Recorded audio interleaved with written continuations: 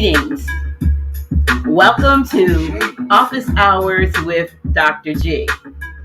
I'm your host, Dr. G, and I am so glad that you can keep our appointment. Tonight is going to be amazing.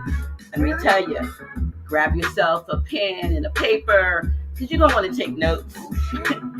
Tonight's guest, Empriestess Aminah L, will present Moorish Astrology. Empriestess Aminah L is a Moorish American intuitive and predictive astrologer who has studied the science since 2010 and has been an instructor since 2018.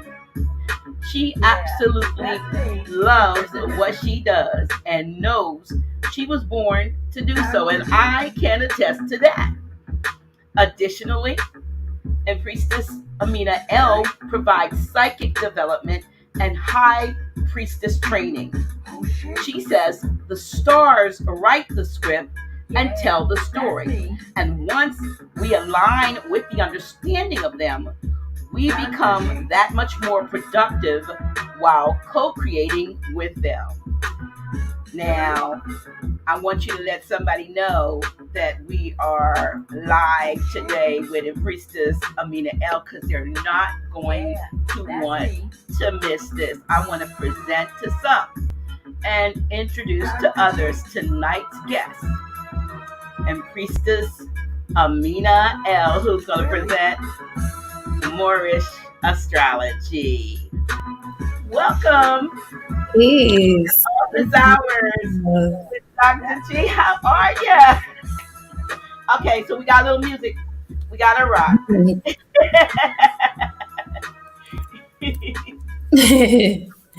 just I'm so excited about you being on this platform, and you know it. Likewise. Yes. Likewise. Listen, before we go any further, I've told you all in the audience, and I want you to in the chat, please click like, click share, please share, because this information is going to be about us, and I'm excited, because you're gonna be talking about some collective stuff. So oftentimes, when we talk about astrology, a lot of times we're just getting into the individual, and that's what you do, but you have such a broad perspective on astrology as it relates to us as a community of a nation that I am just over the moon excited about the fact that you are on this platform. I saw you excuse me a few weeks ago. I saw the rebroadcast of you being on another platform, and I was like, oh, she is speaking to me. And you were at the time excuse me, it was right after Mother's Day, and I was going through something, and when I heard you speaking on different signs, I think you were talking about we have is it the hidden enemies? Yes. The hidden enemies of each sign, and I had just gone through something that was right on point. And when you said what you said, I was like, I stuck my chest out and go, I'm good, because I'm where I should be and they're where they should be as far as So, but listen, tell us a little bit more before we get into Moorish astrology. Tell us about your journey into astrology, because of course there was probably a time in your life that you were not delving into astrology to the extent that you have come full circle now. So how did you come to be an astrologer? Okay, well, I was always into the stars and the planets, astronomy, as a child growing up, and I always wanted to study them. And we used to go on field trips to the planetarium, and I just loved it. I loved it. And it was once I became, I'll say maybe 14, 15, then I started to understand that there was a psychological aspect to it. And ever since then, I just was like, wow, I started seeing it, in my family. And I really started asking, hey, do you, resonate with this? I would read certain things, like, especially to my dad. I used to read his horoscope to him. And he'd be like, yeah, I am actually. But it wasn't until I became pregnant with my Aquarius child. He is my youngest. I had a hair salon at the time, and I just remember like hearing, Spirit telling me like, you're supposed to be doing readings. You're supposed to be an astrologer. And at the time, my salon was thriving. So I'm like, what? Astrology? I love it, but I don't know how would I, like support myself doing that. And slowly but surely, it was just so many signs showing me that this is what I'm supposed to do. Like, it, you understand it, do it. But it wasn't really a demand, so to speak. So I just kind of was like, I'll see. But then, just standing up all the time on my feet and everything, it did kind of play its part. So I started, like, let's see, I put it out there.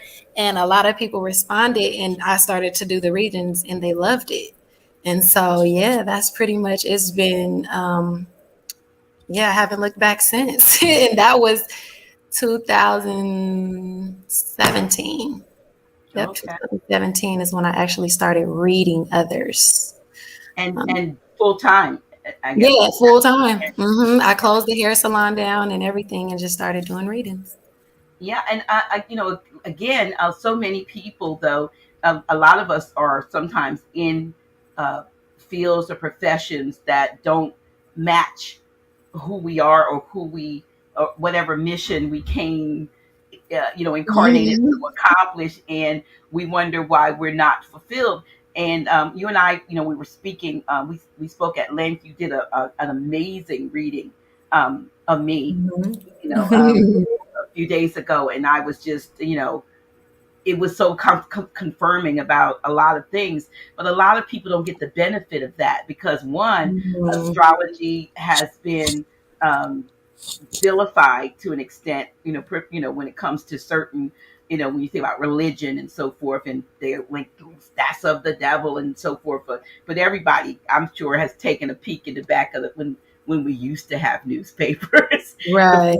In the funny section, in the funny, cartoon section, there was always, a horoscope. Now, horoscope and astrology, are they really, is that something, the name horoscope, is that something that was created to give a negative connotation to astrology? Because what you read for me was my natal chart. Mm-hmm. So where does horoscope come into play?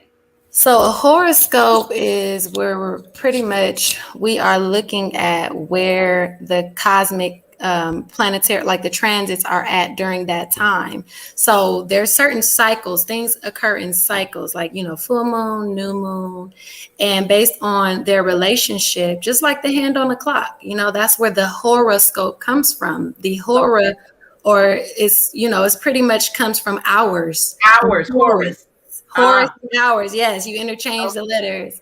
And so when we're looking at these different relationships, just like when we're looking at a clock, we look at the hour hand is giving us something, and then the minute hand is giving us something, right? And so the hour hand is actually the sun. The minute hand, the faster one, is the moon. And so what a horoscope is you're pretty much seeing where that individual is currently at that point in time, whatever the current cycle that we are in, and how it is affecting that person, in that time, in that cycle. So would it be more general though? Because, and I'm saying this because if you're reading it in the paper, every Pisces that reads it obviously may not have the exact same experience on that day or in that period of which may be a monthly horoscope or different things given. So there's is there maybe the possibility that who's ever reading that for that particular sign may have those whatever it says may happen. And I will say this, and I don't know when it was, and my friend Sister Deborah is on the in the chat. There was one day, I don't know how many years ago it was, that I just decided out of the blue to get in my vehicle and travel from Delaware to North Carolina, where she is, to Greenville, Green, whatever. It's not Greenville. I know where she is. But anyway, to North Carolina. I'm in the middle of a Saturday because there was a conference going on, I believe, where she was in Greensboro. Thank you.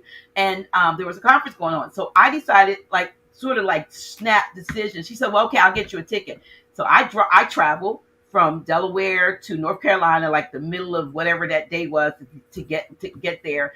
Saw what I think was a UFO in the middle of, traveling, because I traveled about 7 hours, and came back, had a really good time, came back, and then happened to open up an astrology thing for the month of whatever that month was. And on the very date that I got in that car and decided sort of I'm coming down there, but it said that I would take a spontaneous trip. And the date was the same date that I literally, like around 3 or 4 o'clock in the afternoon, started, traveling to North Carolina alone.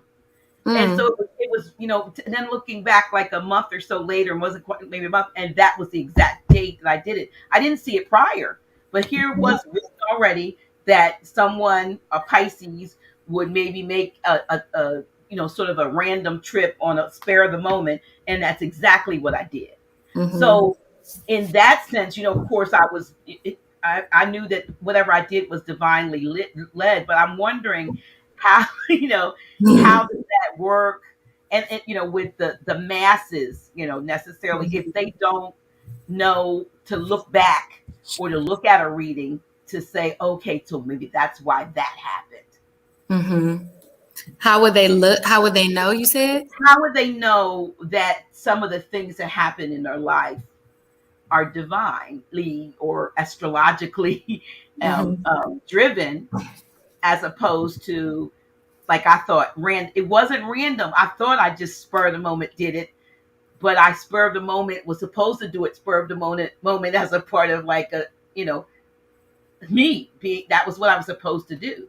Well, it's all divine. All of it is exactly what we signed up for, what we asked for, what we wanted to experience. So when we come here and we get, clouded by the murky ethers of the flesh, we can forget, it's not clear to us. But usually you are always going to be, like, say someone never had a reading, never, got their chart read, or never even looked at their chart for themselves.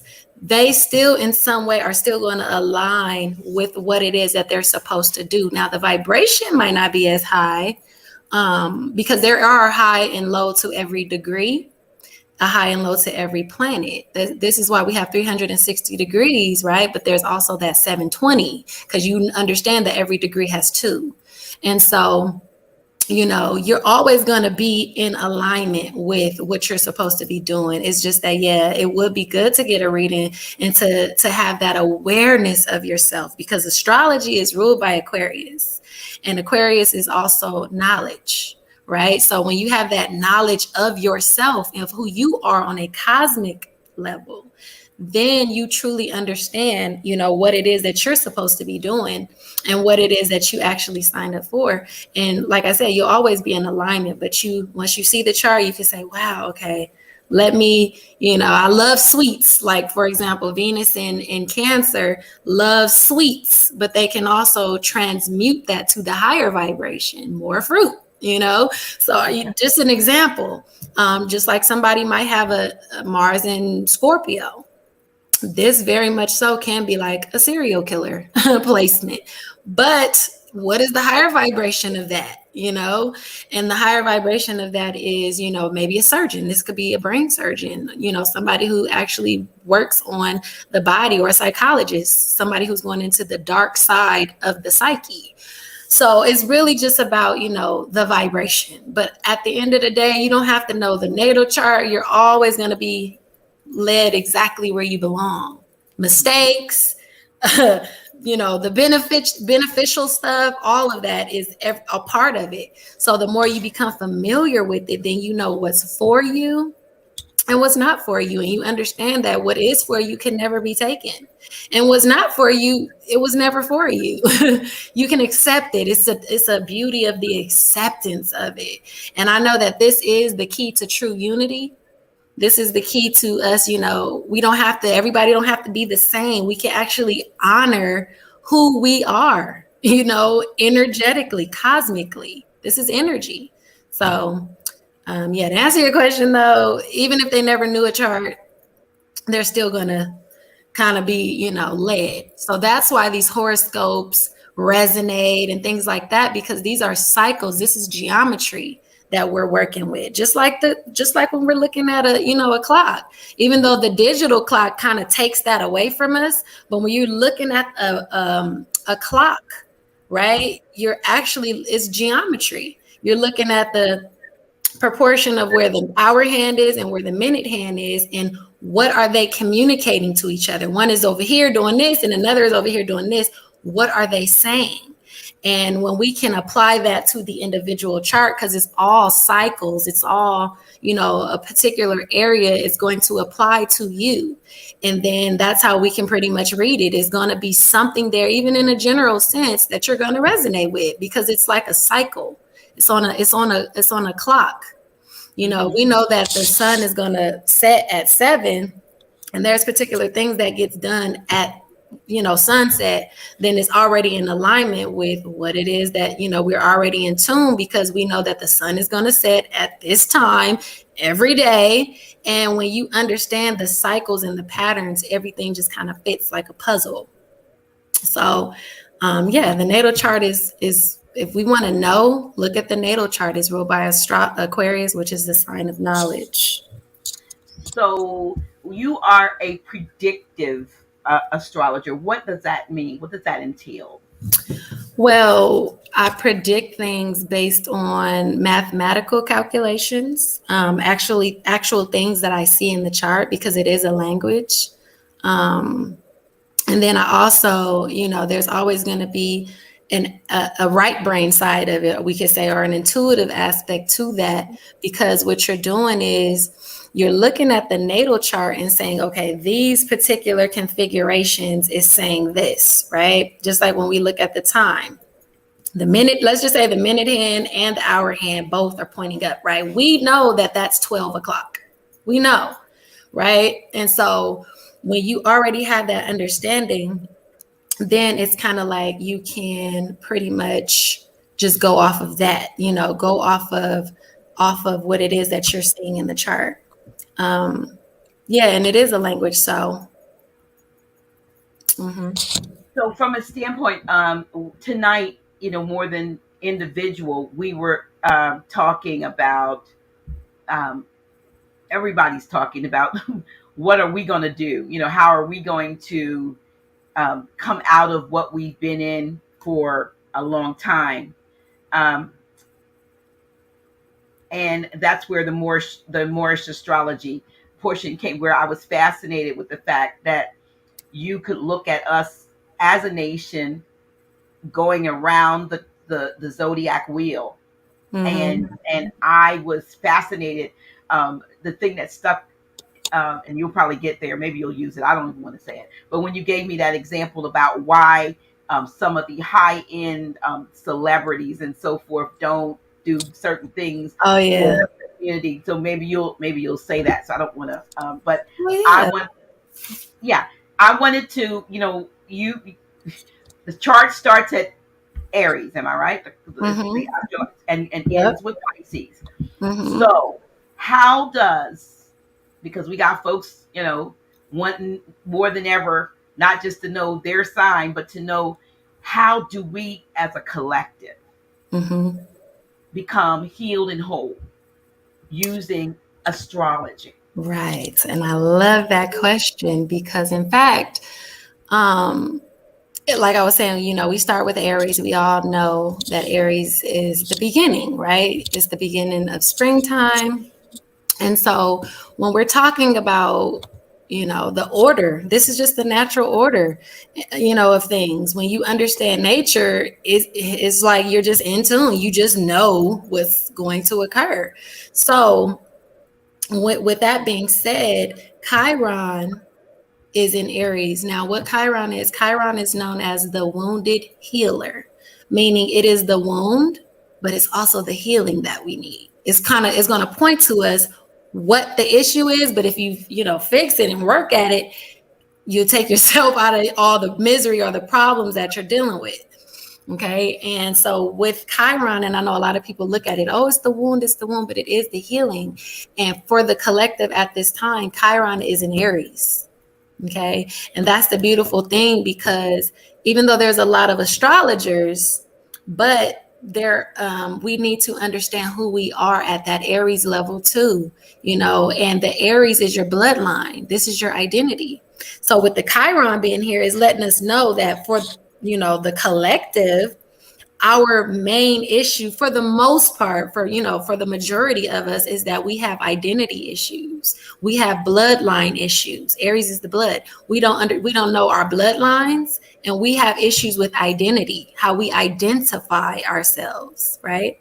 Once we have that knowledge of self, Aries is the self, then we can begin to really move on and begin to understand what belongs to us. And that's Taurus.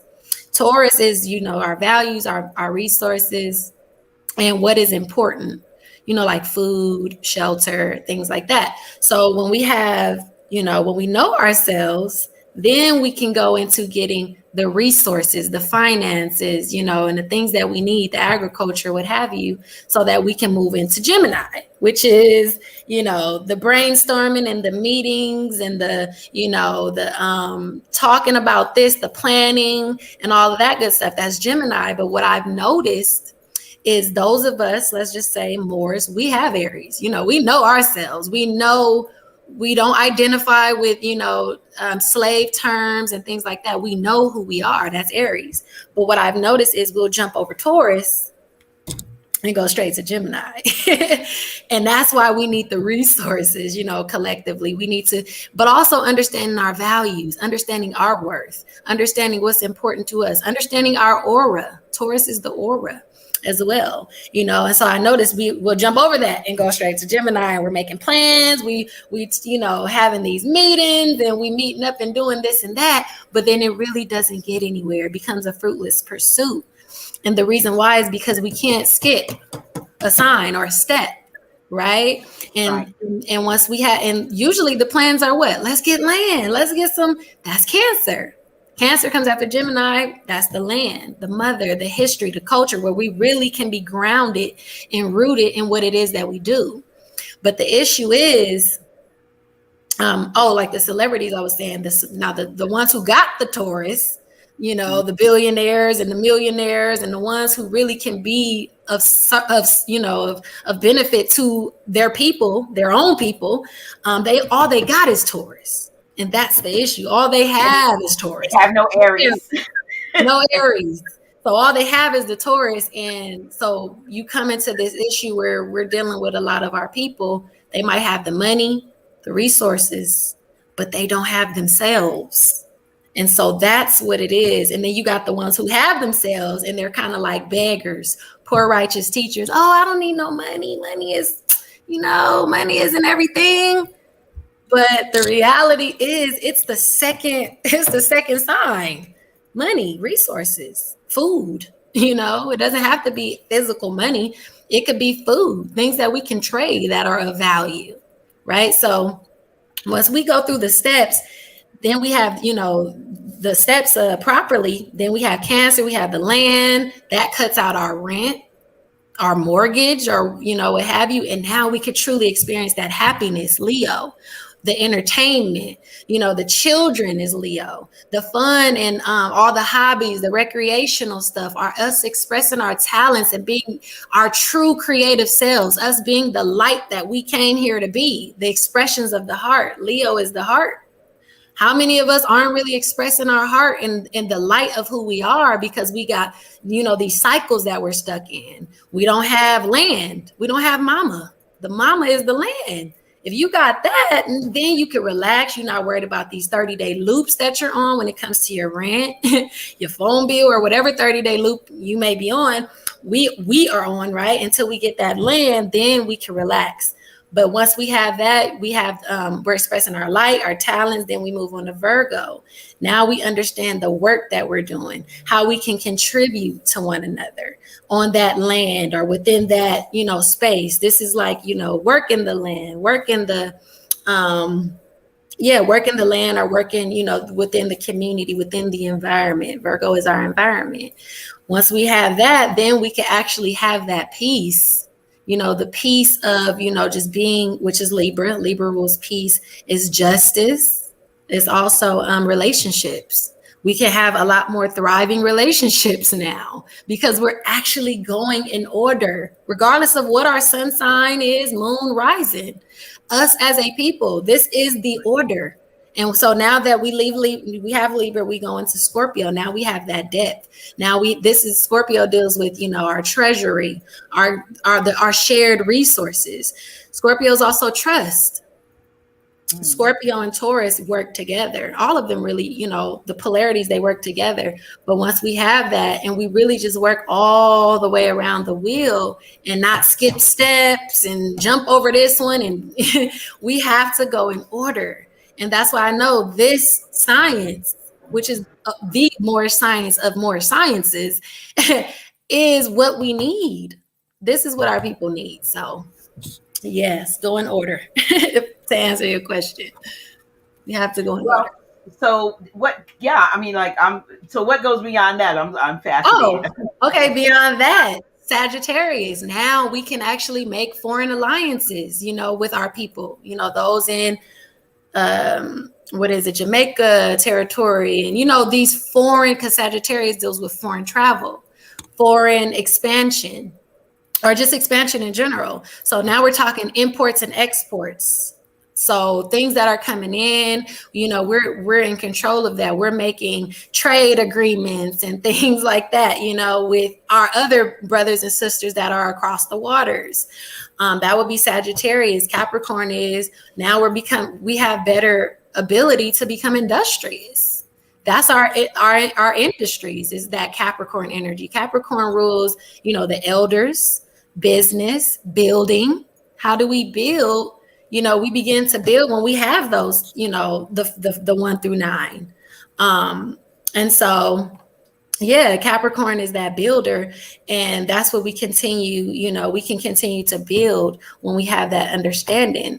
And astrology would be Aquarius, or just the community as a whole. Now we can continue to give back to our communities. Our communities are growing now. Now we're seeing a prosperous, future. Now we're making plans according to all the other steps that we've, set in place. Future plans is Aquarius.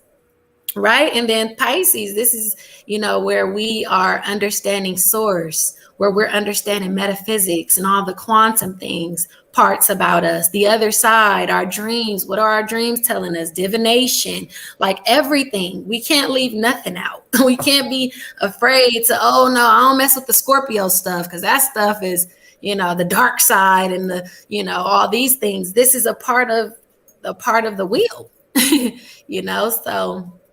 Yeah, as we go around, and it's the same with having land. When you have land, you want to have this same structure. Can't leave nothing out. Aries, you want to have some sort of military or some guns to protect it. You know what I'm saying? Taurus, you want to be growing food. Gemini, you want to have your department or your area on your land where you guys read. Where are the books held? What's the literature of this community? What is the education of this community? Then Taurus, Cancer.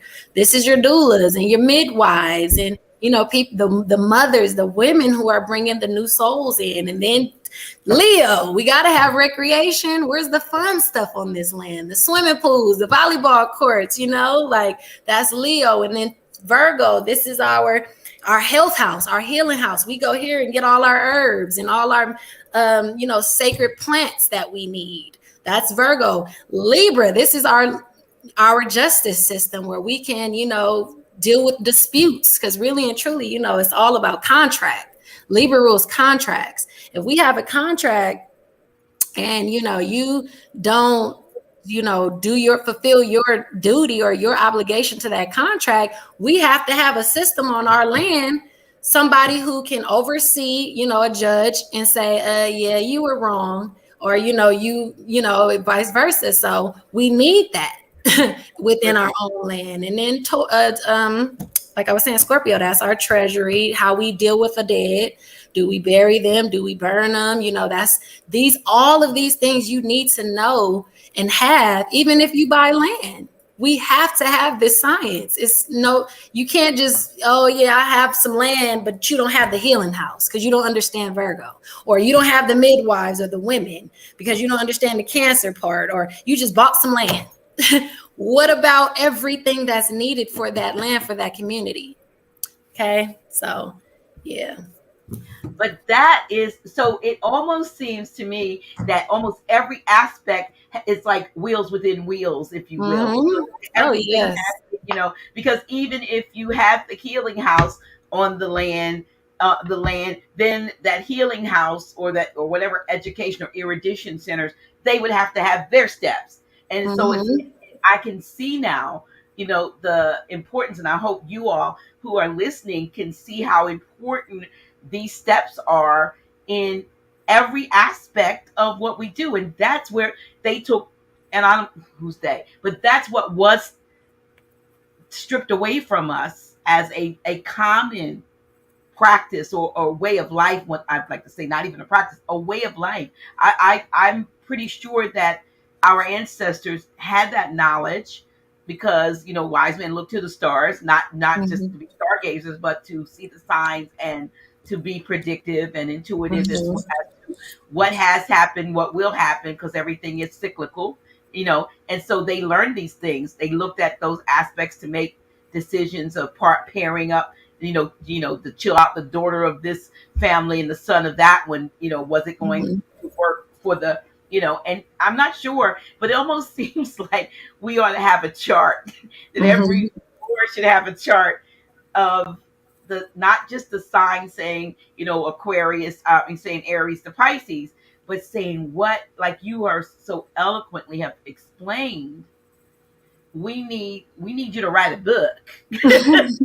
I'm working on it. I'm working on that right now. Yeah, because really, from a standpoint of what needs to be done from an astrology, I don't care whether you call yourself a Moor or not. I mean, you, like you said, whether you read the astrology chart, horoscopes or what, doesn't mean you're not affected by what's happening, in the cosmology of things. And if we realized how important this was to just the success of life, individually, familiar, and community as a whole, we would be so much further, and people wouldn't keep asking, what do we do now? What do we do now? Because those are, you just pointed out the steps. So, and I talk to so many people. Your identity first. But you talk to folks that have a step. Like I always say, a piece of the pie, but it is a pie, sort of. It's a wheel. Yep. And there are so many folks that have their piece, but that doesn't take away the fact that we should be lockstep starting from A to Z, or in this case, A to P. Aries to Pisces. We have to start there, move to the next, and we got that. That okay, now we are satisfied that we have secured that aspect, our Aries. Now we can move to our Taurus and our Gemini, or we can do that if we know what it is and how important it is. So, what about the children? I just think that the children, maybe they're our best hope, if you will. Oh yes. Yeah, I was just saying that I'm ready to teach astrology to the children. Adults, they need it. The children is the ones. And they will probably just eat it up like really quick, because like a lot of us are what do you call it, the old dogs that can't learn new tricks, so to speak. Right. We're kind of set in our ways, and we don't not that we don't want to learn, but I think something turns off after a certain amount of time, because they say that first 7 years. I don't know what state is it, Delta, Theta. There's a state that Mm-hmm. we're a sponge, Mm-hmm. and I'm way past being SpongeBob, to absorb things. I mean, we get things, but not like we would do in the first, 1 to 6 or 7 years of our life. So getting them early would be Mm-hmm. important, Yeah. and teaching them. And I I suggest, I was like, use the platform, teach the children. What Yes. the song, what's that song that says, I believe the children are future. Teach them well, and what, let them lead the way. Yes. The And we children have, are the future. That's Leo Aquarius. Leo is children. Aquarius is the future. The children okay, are the future. And I right, think though, honestly, though, like I was saying with the Aries, it really doesn't matter how old you are, I guess. If you have Aries, you know yourself. You know that you're more, your bloodline. Aries is the blood. You have that awareness of self, Aries. I don't see why it should be any reason to move on to Taurus, to your values and to the money. Like I'm just saying, I don't make the rules. That's what it is. Once you know yourself, get to the resources. resources, Get yes. to the resources, because now we can have meetings and talk, and it can actually go somewhere. Gemini. So Mm-hmm. I feel if you are 70 years old and you're a Moor, you know who you are, of your Moorish culture, I don't see, why would you have an issue moving on? So there's really, I feel like there is not even an excuse when it comes to the age, because you know that you're a Moor, but you don't want to go around the rest of the wheel. What's going on? That's the head is, that's why we have our turbans. The original turban is red. That's Mm-hmm. Aries. Aries rules the color red. It's a signification that I know myself. The crown on your head. Just Mm-hmm. like when the men wear their fezzes, these are what? Red. Red. Aries. Right. What would be the issue when, and then what? We talk about our values: love, truth, peace, freedom, and justice. Values is Taurus, but it's also the money. Why would we have an issue? Get into that. So And I yeah. think it's important to note, what, just for clarity, because I know exactly what you're saying, but so that it's clear to those who might say, well, I'm a Gemini. We're not talking about an individual sign. We're talking about signs that denote cycles of the collective Yes, yes. consciousness, This is something right? we all got to go through. I don't care what your sign is. You got to have think about it just for yourself. You got to have some sort of protection, right? You got to make sure your body, your well-being, your energy is also Aries. Your overall energy feels good to be able to go out and enforce yourself, right? So that's Aries. The average man probably have a gun, a weapon to protect his home, his household, his family. That's Aries. Our identity. You got to know who you are, though. Who you are is really all you got. You got to know that. You don't know that, yeah, you don't have the rest of the wheel. Taurus is our halves. So, got to have you first, self. So the steps, to me, is plain when you put it the way you've put it. It makes sense, because so many folks want to put, as we used to say, or the older people, folk older than me, but it makes sense. They want to put the cart before the horse, Mm-hmm. Right. and it with the, if I'm the horse and the cart's in front of me, I'm like, you don't need me, Mm-hmm. just, so you're not going to get anywhere.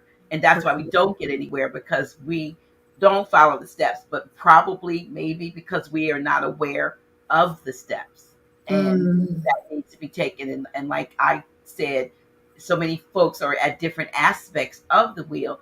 But how do we move this progression collectively, is the Right. question. Um, how do we deal with, the aspects of what we're hearing, say, with regard to resets, and Mm-hmm. reparations versus restoration.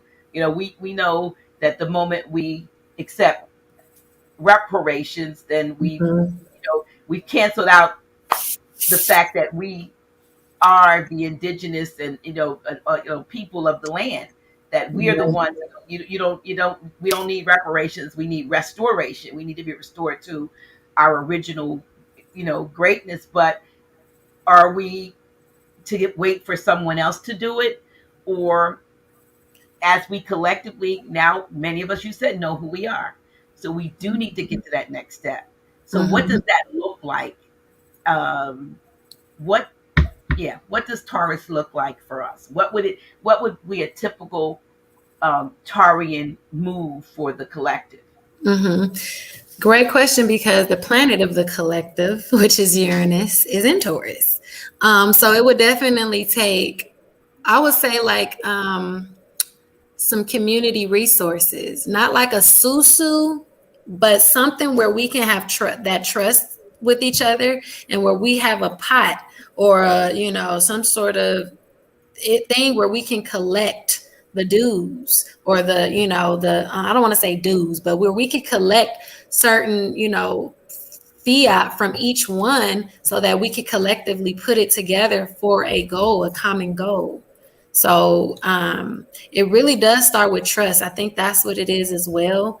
But I think once we can start to see each other's charts and understand the energy that we are looking at, I think that kind of takes that, I don't know if this or that. You can see a person's nature in the chart. Truly, you can see it. And so that's why I said, once we get this science down, I think that's what it is. Because like I said, the collective energy is Taurus. I'm Uranus, but it's also astrology. It's in Taurus. So it's kind of giving us still that opportunity to say the money is the knowledge right now. The money is the knowledge. The wealth is the knowledge of self. The wealth. Yes. Yeah. So because fiat, as we know it's pretty much done away with. It's still floating around here, but on a global level, it's done. They're looking at other things. So we can't measure our wealth or resources by that. What would be an alternative source of wealth and resource? You said knowledge, but I can't necessarily, until I get the land, or we individually get the land. You couldn't pay, or not pay, you couldn't compensate for or cover the whatever the cost is, if you will, for having a domicile based on knowledge alone. And that's I'm no, true. I get you. But the thing is this: let's say you're working a job and you don't really like that job, and you're trying to make more money. You need to look at your chart. What are you good at? You probably are. Of course, you're already going to know and have an idea, but maybe looking at this chart will say, it was there all along. I should have been doing that a long time ago instead of working here. I should have been building myself up with that. And now you can get the resources that you need in a better way, because you understand who you are. You have knowledge of your energy in a different way, to where that can be, expressed. But I will say this, going to the moon, the moon deals with the nation. The moon also rules silver. So we could start getting silver, and we could create a treasury. Once you have a treasury that's backed by silver, gold, many precious, right. When you're at that point, your money can be whatever you want it to be for that particular economy, or that particular community. Your money, your medium of exchange, can be whatever you want it to be, because you guys have the silver and the gold backing it up in the treasury. So it would be a matter of sense. Yeah, that makes sense, because we know now that we're using somebody else's private commercial paper that is not backed by anything, that they printed out of thin air, and we accept it as legal tender. It's not legal tender. They're debt notes. and they have the potential to shrink their value, even though it may look like it's the same size, it's worth less and less, to the extent that what you used to get, 2 years ago, now you'd have to have 3 or 4 times what you paid then now. So yes, what is stopping us? I mean, what is stopping us from saying enough is enough? We're not really benefiting from these colonizers. They were supposed to be performing a service as a service corporation, so they were supposed to serve us.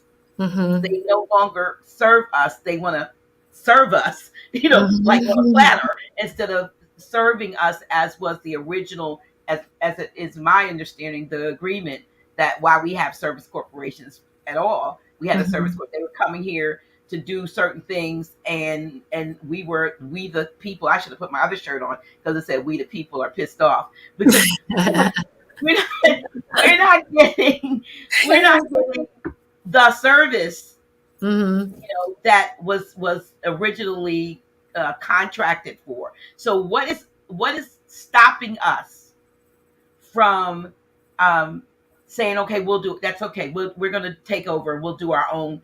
We'll do our own thing. We've got enough, resources and knowledge and so forth. We don't need, if we had a contractor that we hired to do a job, well, you can break contracts. You may have to spend a little bit, to break a contract, but we could break a contract and say, no, we're going to get another company, and the company would be our own company, would be us in this case. What's stopping us from saying we no longer need your service, and in a business manner? I'm not talking about, we're going to just kick you off at the edge of a bayonet and things that they came in with on swords. I'm saying your services are no longer needed. We got this. Truly, what's keeping us, I would say, fear and our lack of trust to one another. That's it. Fear and just us not being able to trust, because there are some, Moors, I would say, in the community that are doing financially all right. But then again, it's like there needs to be something where there could be some sort of land. We got to stop. Like when you say, getting out of that, we don't need your services anymore. We got to really be ready to not want their services anymore, and I mean, really not need them. Scratch. Buy some land or get some land, acquire some land, and be willing to live on the tent for a little bit. Be willing to live in the tent on your land. Right. See, all the, we get comfortable, like, I don't want to do that. I'm not really. Well, then the cycle is going to continue. It's the fear. Survival skills is Aries. Going back to Aries, you got to have some survival skills. Like truly, or some survival tools, equipment, so when we can get, I would say, getting out of fear of our true power, our true selves. We could, make it out in the wilderness. Not saying that it got to be that, primal, but, it might have to be.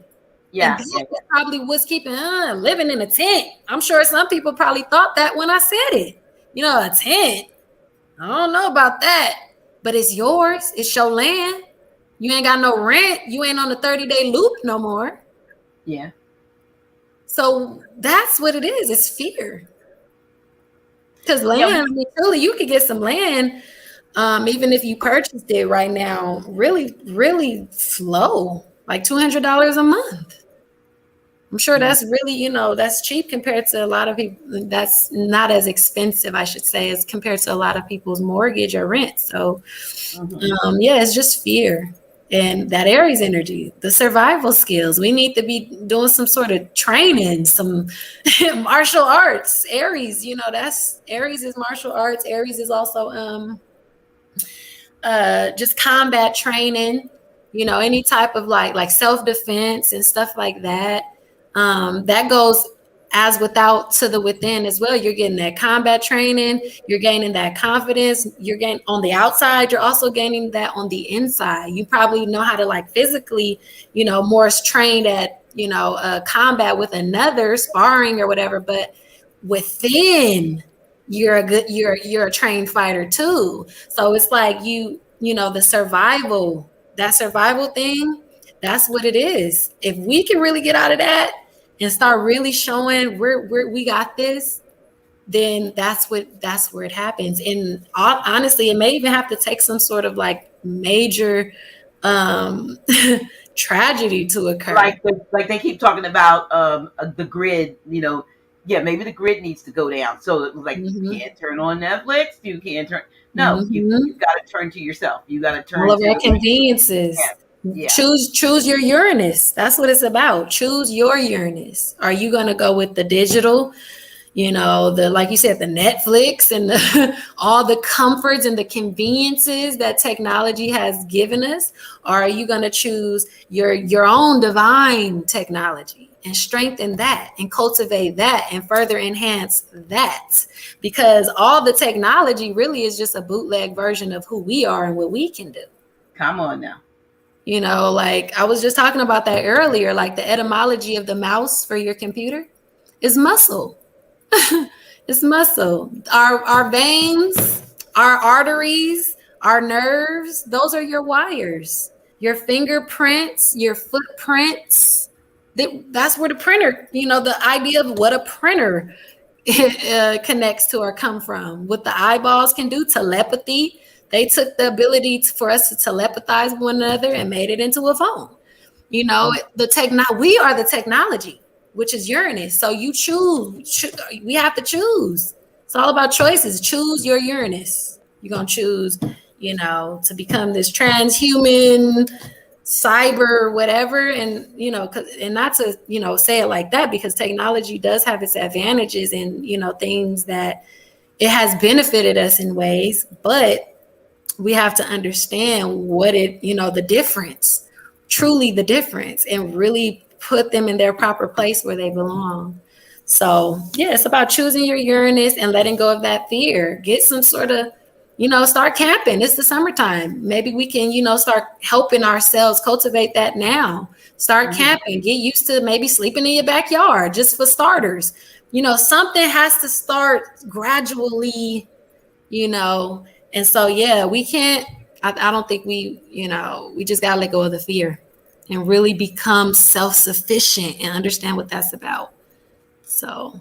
Yeah, I think, and I don't know if you agree with me, but I think that we have been so brainwashed by, the educational system, the so-called entertainment, because we didn't realize that entertainment and entrainment are the same thing. So when you learn about entrainment, they're talking about things that train the brain, certain ways and subliminally. And I believe that the entertainment business, we have been, the target of that. And when I say we, I mean everyone who is influenced by entertainment have really been entrained to think and feel and believe a certain way. And all of those things, like you said, we feel like we're the minority because they told us, or we think like there are more of them than there are of us.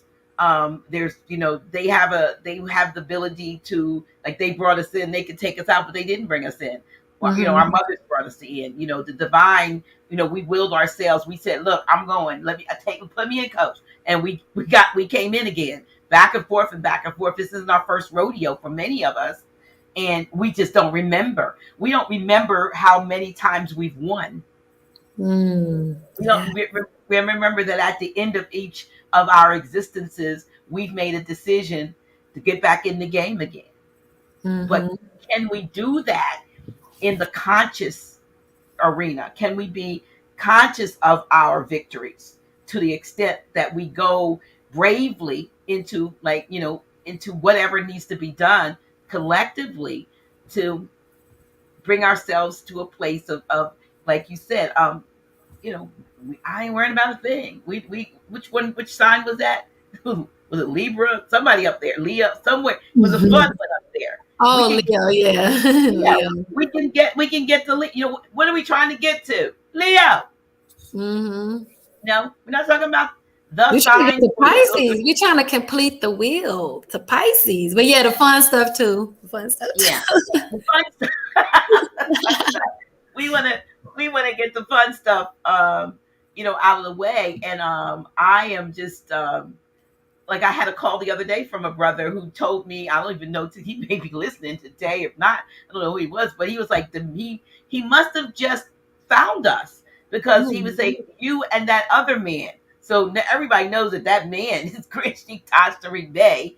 So he was new, but he's like, you all know. He said, you know what it is that we need to do.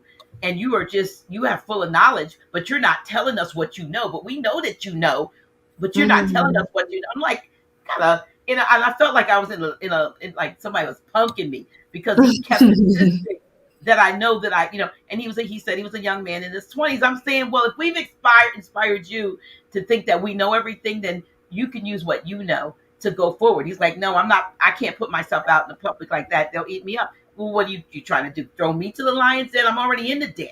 That's how you found out about us. So we've got to get to the place where it's not our one strength alone. We're not alone. Yes. You know what I mean? We have to work together. And like you said, we have to develop the trust. Yes. And so many of us, and the other thing is, what about all the ones that don't know their Moors, or they don't know their Aboriginal indigenous people, that they're not Negro black colored, or they didn't come here on, sardine slave ships? How do you deal with the majority of us don't know who we are, because that's Aries. How do we get them so that we make this a bigger collective that's working together? How do we let them know that they're in prison, but the bars are just further out and so far that they can't see them, but there's a limit to how far they can go until they find who they are? Well, first it would start in our homes. Start there. The ones who we know personally, but who don't, they like more. What, really just start giving them more, light, and really start engaging and pouring more into them, because that's where it really is going to start. And because they know you, and I know not all of us are, close with our family and stuff like that, but it really does have to start within the environment.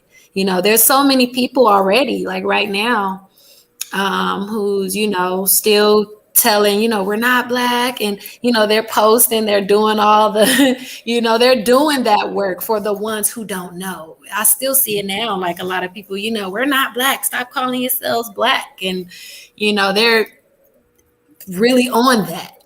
And it's like, they're continuing to plant those seeds for, I guess we can say, our online community, right? So we have plenty of, I would say, ones who are doing that. But as far as us personally, so continue to do that if that's what you're doing, but also try to really put it into your family. Start breaking those, because it's healing. It's all about the healing. Chiron, like I was saying, the wounded healer in Aries. So when we can really talk to our families about this, really start inviting them to more things like this, seminars, YouTube, conversations, classes, really start being more engaging with them. Because I notice for those of us, and that's just an Aquarian thing, the water bearer, the story of the water bearer, where, the water bearer detaches from the tribe to go and seek water. And that's where the whole vase and the actual water comes from. But the thing is, he goes out, which the water representing truth. He go and get that water and take it back to his tribe, and give them that truth, quench them, pour that energy, that knowledge back into them, and that is the whole energy of the water bearer, the Aquarian energy, which is the age that we are in. And I notice just in this community, a very common thing is we have our awakening, we have our upgrade, right? Just like a phone. Some phones get upgraded before others. And that's Uranus. That's the technological aspect of it. And it's the same for us. Some of us get our upgrade before others. And usually when that happens, we feel different. We feel like the outcast. We feel like the black sheep, and we want to leave. We want to, oh no, let me go and find my tribe. Let me go and find my people who think like me, right? Aquarius is your friends, your group, your those who, just your friends, those who are on the same intellectual path as you, that you guys share an intellectual affinity of some kind, right? But the thing is when we understand the water bearer story, the water bearer took that water back to their family. He took the water back to the tribe. He didn't take it to the ones who got water. He went back and took it to the tribe. So yeah, you guys, look into the water bearer story. We're in the age of Aquarius now. So look into that story. And remember, we were talking about the follow the house that he enters, follow the house that he enters. And it's beautiful because I was just thinking about that scripture that we were talking about. And this in your chart, this is that, like a house for that. And the fact that you called it that too, the house of reawakening minds. Yeah. And so it's like, this is like an Aquarian hub that ones can come to and learn and go take it back to their family, so to answer your question, there's a lot of, Moors out there who are, posting the Black law definition, stuff that we've been knew. We've been knew the Black is this and the Negro is that, and the, colored means that. We've been aware of these things. So it's like the ones who first wake up, they be the ones who really be, promoting that and doing that work. And so it's like for those of us who have a more elevated understanding, I guess, it's time to start taking it to our families. That's what the past full moon in Sag was about as well. Jupiter is the ruler of Sag, which was our most recent full moon, and it's in Taurus. Jupiter is in Taurus, which collectively speaking is the fourth house of the collective, the family. The fourth house is our family. So it's like this journey, somebody who's been on a journey. Sagittarius is, long distance travel. So it's like the journey. It rules the journey. Those of us have been on this knowledge journey. It's time to bring it on home, pour it back into the tribe, the bloodline. Nothing is wrong with, the networks and the connections that we've made. But I feel that we truly have to penetrate and get to the hearts and minds of our blood. We can't just say, oh, forget them. I know what I know. I'm the weirdo anyway. I'm out of here. No, I'm the black sheep anyway. I'm out of here. Bring that to the family. That's where it starts. Because when you think about Mars is in Leo right now, and it deals with the bloodline, right? We're talking about royal blood. Leo is royalty, Mars is the blood. So the royal blood, if you know you are of royal blood, wouldn't that mean your blood family is of royal blood too? As above, so below. But we have to remember they're sick. They're in the sunken place, or they're in the, this dark space where there's no light. And we have to be, that source for them. We have to be that light for them. And the reality is, they might not always see. I was reading something. It said, when the light is very close to you, you don't see it. You can't see it because it's too close, And so it's really about just bringing what it is that you've been doing, and maybe even start, like I said, inviting them to these retreats and all these things that we do that we leave them out of. We leave our blood family out of because, of course, they may judge, or they might not understand, or they reject. But we have to keep being that light by being ourselves. Yeah. We have to be that example. So, yeah, we're talking about that because I was telling you, I have a lot of folks from my past that they're still so-called fake friends, maybe on social media. You don't hear much from them, but they may see things, just like you see their things pop up, your things pop up, and they can't unsee what they've seen. Mm-hmm. They can't Mm-hmm. unhear what they've heard. So it's still in a way, I love planting that. seeds or watering seeds that have already been planted, where it says one plants, another waters, but Most High gives the increase. So you're not, you Yes. don't know where you are in that cycle, but you keep doing what you're doing. And if for some, it will bear fruit. That's what I'm going to say. Because that's what it basically means, bearing fruit. But I think our greatest issue is the first one that you mentioned, which is that of fear. And fear is paralyzing. Although we know it's false, they say all kinds of things. It means false expectations, appearing real, and false something else. I mean, it's just not truth. The things Mm-hmm. that you are, they say we have nothing to fear but fear itself. So fear is a construct that Mm-hmm. has been created to paralyze you, to stop you from doing what Mm-hmm. you came here to do. Remember, Kyle, it says, remember who you are. Yes. Superman, Superwoman. Remember who you are, and what you, like I said, remembering our past. And that's why I think, like I said, it is reawakening minds. It means Mm-hmm. minds that were awake at some point, maybe not in this incarnation, Mm-hmm. but at some point along, the journey of life, you know. Mm-hmm. And can we draw on that in this Mm-hmm. lifetime? And like you said, get to Pisces together. Yeah. Yeah, because I don't think every family member is going to awaken. No. You can't take them all, you can't, everybody can go. But I will say though, if you are who you say you are, and you know what you know, and you are being what you know, and they're seeing the benefits of it, um, that's why I say it's an astrological component to this too, because I don't care what they know, what they reject. They could be Christians, whatever they're on. If you can read that chart to them and make them say, "Wow, how you know that? That's true. Wait a Right. minute, that's true." It's universal.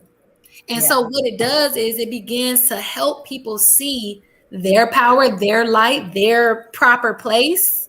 And then they can say, wow, I don't even have to be, jealous of this or that. I know what I'm supposed to be doing. It's written for me. Nobody else have my chart. So when you can start speaking that light language to them, because that's what it is, it's the light language, you can begin to dispel these lower self entities or these lower self frequencies that they continuously vibe on. They begin to start to become aware of who they are. They get the light from you.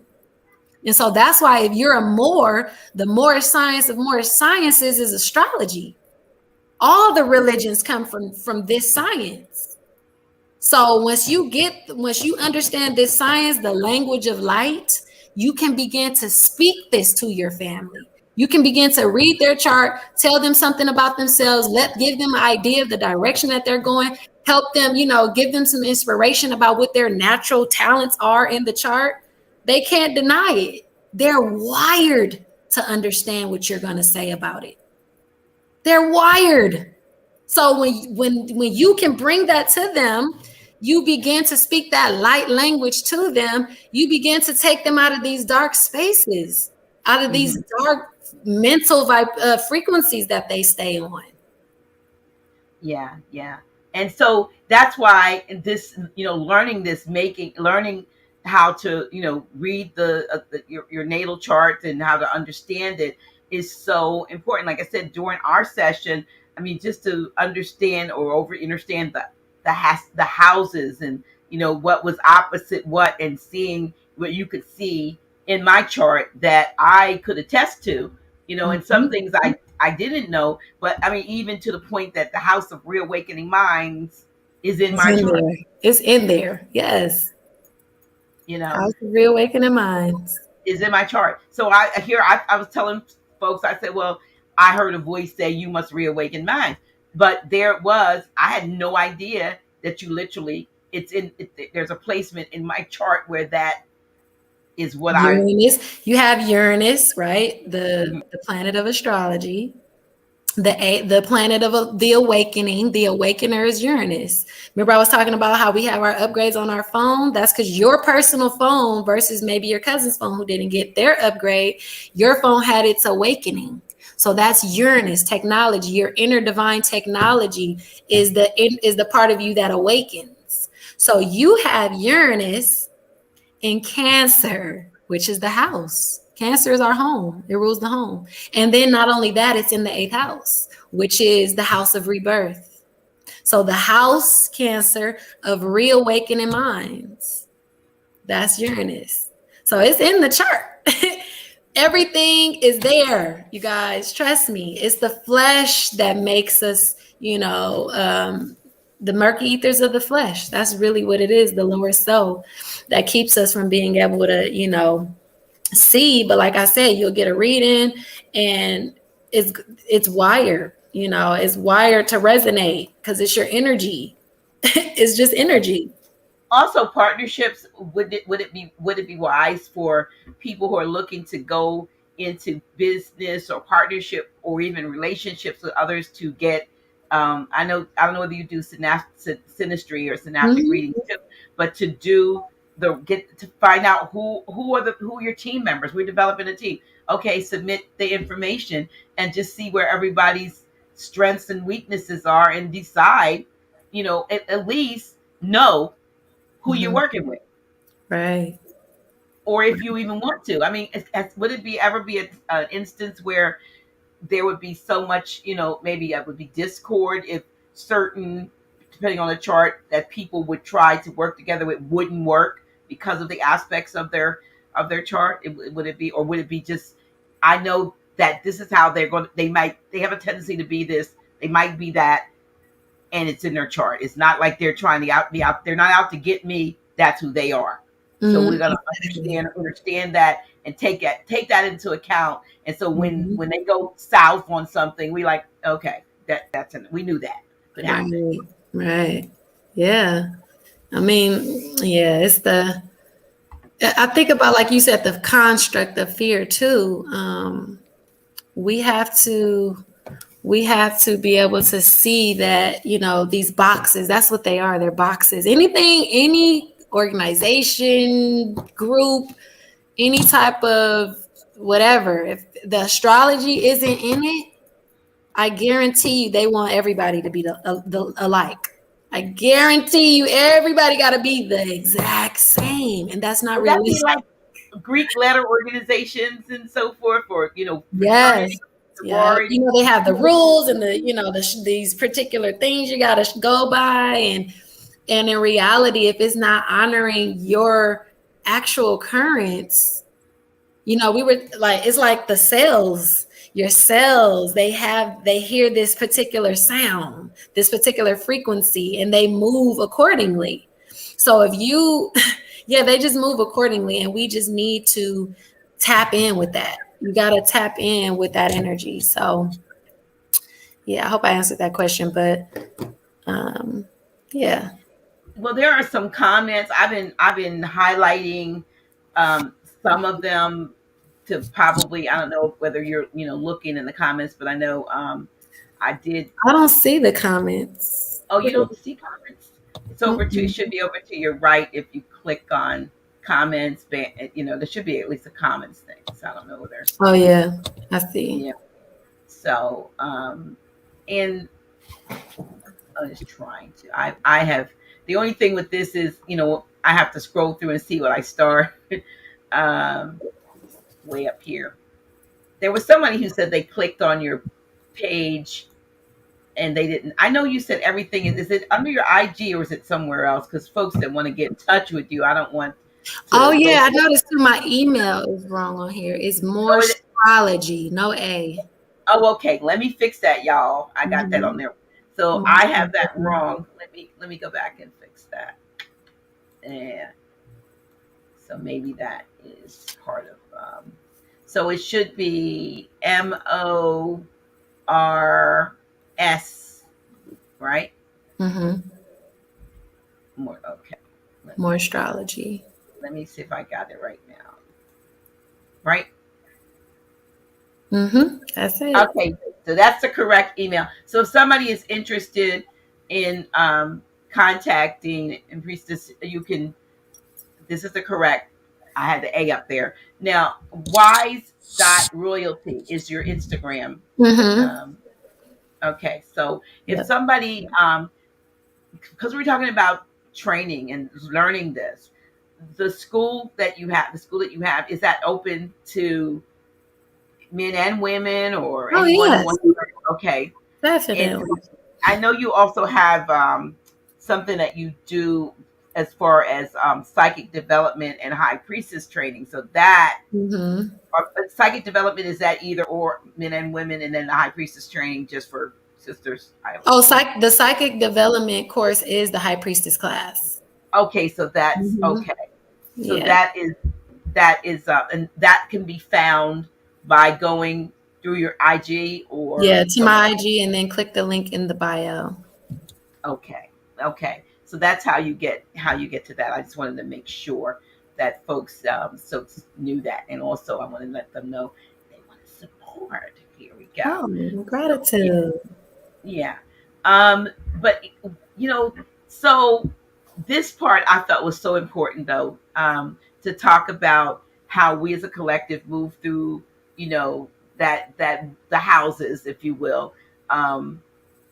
The scripture even talks about it. In my Father's house there are many mansions. And we're not, and so I'm looking. There's a book up there called Mansions of the Soul, but we know those mansions are the zodiac, the houses of the zodiac, and that's in the Bible. So that for instance is one that someone has said it over and over again and thinks it means that Jesus has made a house inside of a mansion for him and for them, right? A place for them to dwell. But we do find ourselves in those houses. There is truth. Yeah. If you understand what it is that means, then you could see it and not see it so much as some futuristic place in the sky where you're going to get away from, by and by, no more dying, no more crying. That's not what it's about. When you know who you are, and when you know who those who are around you, I would think that life would be so much easier, to experience, because I saw it coming. I knew it. Yeah. So that. And also, not only that, you can also trace yourself back through the cycle ages. You can trace yourself back with this science. Your past lives. Are there past lives, or are we talking about for instance? Give us a for instance. So you can look at your south node. Where is it? What house is your south node in? Your south node is an indicator. It's a mathematical point. It's not a planet or anything, but it is a mathematical point that tells you about your past journey, like where you were in the past in this life and in the past in other lives. And so when you can understand that, you do have a better idea of where you're going, which is your north node. You can better embrace the qualities of your south node placement. Look at the aspects. Look at the ruler. Let's say it's in Leo. Where's the sun? Because if your south node is in Leo, that's ruled by the sun. So you want to see where's the sun at now. That's going to give you more detail, another layer. Like you said, the wheel on top of a wheel. And then, well, where's the sun at? Let's just say your sun is in Capricorn. Well, where's the Saturn at? Like it's you rulership. Following the trail of rulership can really help you unlock some major things about yourself. Past life, north, where you're going, all of it is there. So, yeah, I remember my south node, which was over there somewhere in Cancer. 8th house, Cancer. And we saw a connection with me between my grandmother and me. So my past seemed to be my grandmother. You are her. Yeah, and it was, I've suspected as much, but there it is in the chart. And Cancer is ruled by the moon, and you got the moon conjunct the north node. where you going, where you're headed in this lifetime. So yeah. So it's so important, you all, to know it's there. It's not hard, and it's confirming, and it is also, I want to say, motivating. It could, like you said, you could be disappointed in what you're doing right now and find out what you ought to be doing is this, and the thing that you ought to be doing is something that you want to do anyway, which means that you will find success in that if you dispel fear. Yeah, because you're already wired to do this job, that fulfill this cosmic contract. That's what it's about. It's a cosmic contract, and you're here to fulfill it. It's just that simple. So yeah, like there is a construct. You have to fear. The only thing you should fear is fear, because there's certain things, like I said, these boxes. When I think of fear as a shape, I think of a box. And so it's these boxes that keeps us, oh, I don't want to do that, or I don't want to go and express my fullest potential of who I know I am as this multi-dimensional being, or what have you. I don't want to express that because of this or that, or the ideas of our opinions, or whatever these authoritative figures are saying or hovering over me, or what have you. You have to know the chart. When you open a box, right? When we open a box, it's going to be, okay, a box is 6 sides, right? Top and bottom, this side and this side, and then the front and the back. That's 6 sides.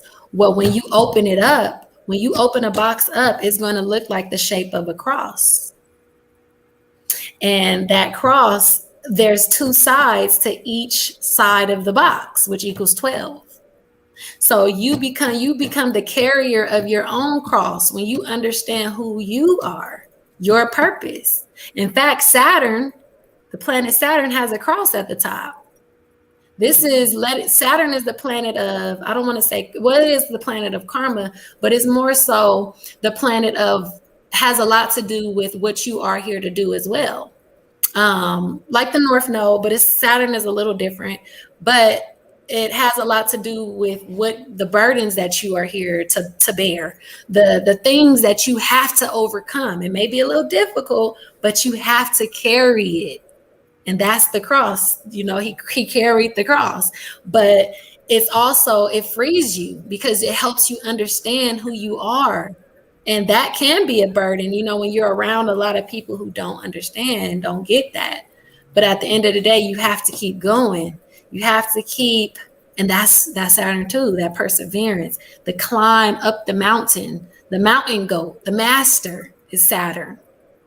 So once you continue the climb, what the climb is the unfoldment of the box, the unfoldment of fear, the unfoldment of, okay, now I know that I'm Christ consciousness. I need to see what my energy is. Because when you think about the mythology, of the Jesus story, right? They said that he was healing. I was talking about this earlier. He was healing the blind and the sick, right? How though? Was he an herbalist? He was giving them the light. He was telling them about themselves. The blind is dealing with the eye, dealing with, the eyes is ruled by Cancer too. So this is dealing with the culture, dealing with where you come from, your roots, knowing the soul. There's some sort of lack of understanding when it comes to the soul and who you are from that perspective. And so what he had to have been doing during those times, according to the story, he had to been giving them some sort of knowledge of self so that they can see who they were, right? And think about it, whatever he was doing, what was the doctrine then? It couldn't have been the Bible or maybe First Testament, but the doctrine is what they were going by, right? They were going by some sort of doctrine, and that doctrine it wasn't, in alignment with whatever he was saying. Whether we want to believe this story as real or not, look at the message for what it is. Whatever he was doing during those times, He was awakening people, letting them see, letting them be able to see something that they weren't able to see. What's the metaphysics of that? So he unfolded the box, the fear, because the church or the government during that time, according to the story, they were against him. Because why? He was against their doctrine. Whatever their doctrine was, he was giving the people something that was different from the doctrine. Right. Well, think about what's going on today. What is the number one thing that those who go off based on doctrine only are against? Astrology. Mm-hmm. So he had, according to the story of helping somebody be able to see, he had to been giving them astrology, helping them see themselves. It couldn't have been some sort of, First Testament, because the people who, were behind the First Testament are the same ones who killed him. Mm-hmm. Right. And it hadn't been written anyway. Oh, okay. So then whatever the doctrine was, it wasn't even the Bible. That's what you're saying? Yes, right. So when you look at the Essenes, which he was known to have been an Essene, they were holistic healers and metaphysicians and so forth, if the real one. So, but yeah, you're right. He was going against it. It was going against the grain, whether you believe the story or not. And we are again, cycled through the same thing. Those who are awakening and going against the grain, if you will, going against what the mainstream view of what they want you to believe. And so we just see the same thing, just recycling in another. Wow. And I don't know whether it's whether we say things are not, they don't go in chronological, but maybe they're just like all on top of each other, and this is happening. Maybe this is happening at the same time, and we just think this is another time. I don't know, but that's how my brain goes off the path like that. But it's important, like I said, I think, for people, and even myself, even as old as I am, to want to learn and to get it so that I won't misidentify people or have unfair expectations. Yes, you already know how they coming. You know how they coming. You already know. You're like, okay. Well, you have an idea. You have an idea because it can be. That's also Uranus. It's the ruler of astrology. It deals with unexpected change. Something can change at any point. So you can look at the chart and you can have an idea, but like they say that making room for error or something like that. There's a saying like you have to make room for error. That's the Uranus energy too. Whatever you were expecting or planning, it is bound to change. Something is going there, it could change. So that is Uranus, the planet of change. Here's a question. Okay. How significant is Pluto right now? Pluto is always significant. What do they mean right now? Oh, I don't know. It's always significant. What is the significance? Placement or? I don't know. Pluto is retrograde. It's in Aquarius right now. That's saying that, the people, Aquarius, they have to make some serious changes, some extreme changes when it comes to Pluto. This is also speaking of the collective putting their resources together. This is also because it can go both sides. Pluto is, a sexual planet. It's the planet of sex. So we're talking about a merging when we're talking about Pluto, but we're also talking about a rejection when we're talking about Pluto. Pluto rules both. It's sex, but it's also rejection or merging, intimacy, but it's also the denial or the rejection of something. And so I feel you got this split with Pluto and Aquarius where there's some who was like, oh no, I don't know about this technology stuff. Some about this is a little dark, or, it's something about this that there's something to this. And then there's some people who are going all in with it, into the depth. A lot about AI. You're hearing a lot going on lately. That's the talk of everybody. The taking over of the planet by AI. Wow. Yeah. So let me see what else here. Okay, I know that there were others asking if you could, in the time we have left, about, if you could just touch briefly on the various signs. I know we wanted to focus, and I think you did a very good job of doing the collective. And if you just came on and you did not have not seen this interview from the beginning, I highly suggest you do, and that you share it, because Priestess has shared a lot about the cycle that we as a collective, and because that's what we're doing, speaking to the collective, that's where we wanted to start. We wanted to start there and give you that kind of understanding of the process going, oh yeah. So when her book comes out, hopefully there'll be something on there in the book that's going to give us that kind of guidance for, getting to that place of community by the steps. With that said, quickly, if you can, and of course you have as much time as you want. Seriously, I shouldn't even said that, but as brief as you can, so that nobody won't feel left out. Give a little overview of the signs in any way you want to, that you'd like to. Okay. Feel comfortable. Let's see, for the full moon. I'll base it off of the full moon, since that is the most recent celestial event that we had. So Aries, full moon is happening in the 9th house for Aries. So this could be highlighting something where they may be realizing that they need to gain more studies. They might need to get a mentor. You might be thinking about, traveling during this time. It is really highlighting something for Aries where they need to start being more optimistic. It's shining a light on something that can help them see the brighter side of something.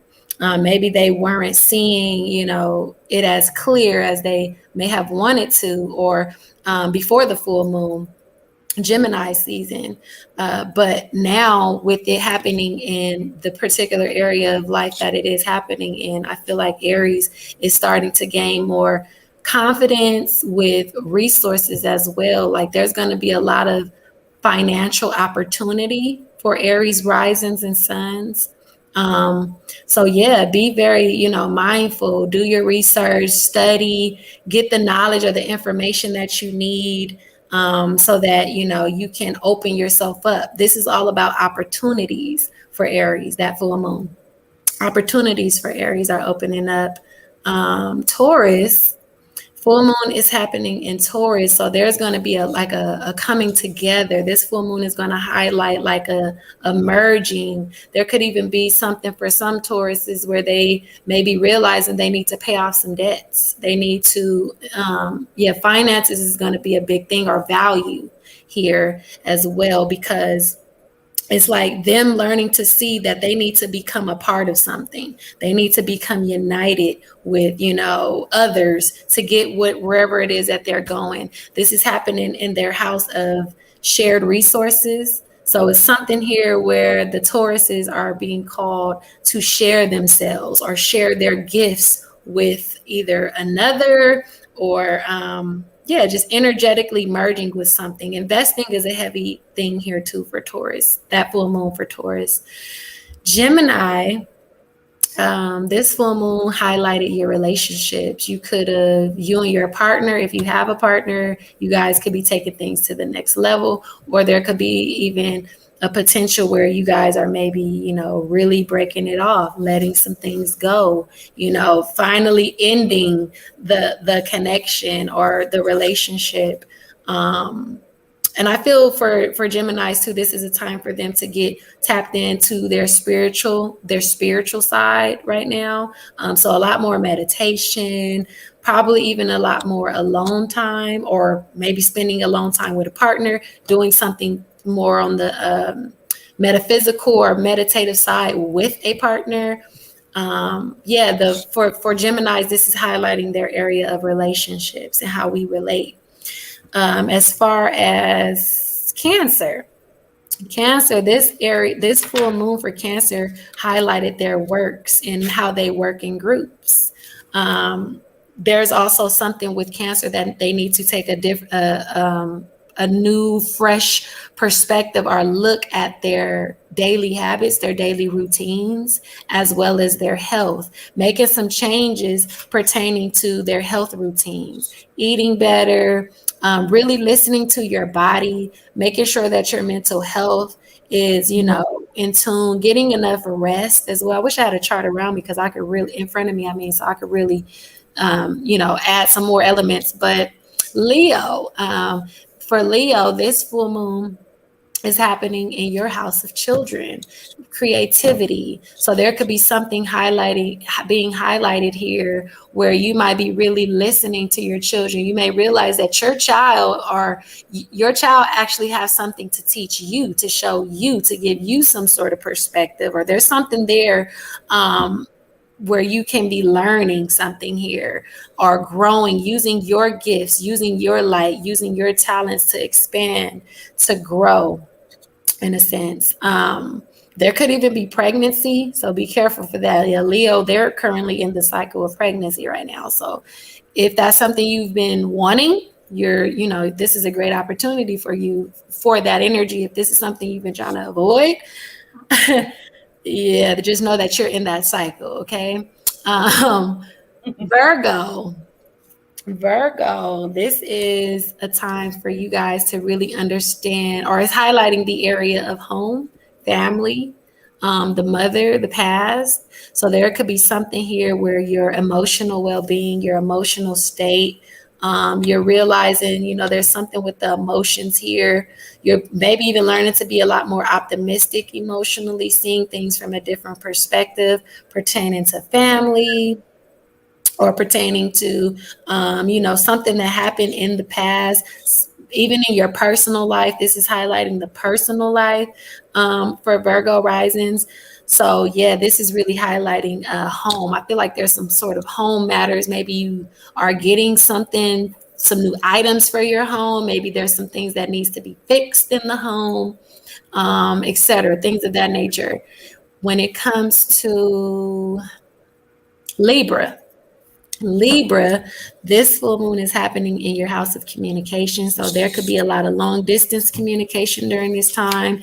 There could, this full moon is going to highlight an area where you can be really thinking about some very expansive ideas, some ideas that can really get you ahead if you really work it out and think positive. This is a time for Libras to be thinking positive right now and thinking about their plans, thinking about the movements and the things that they're ready to take on.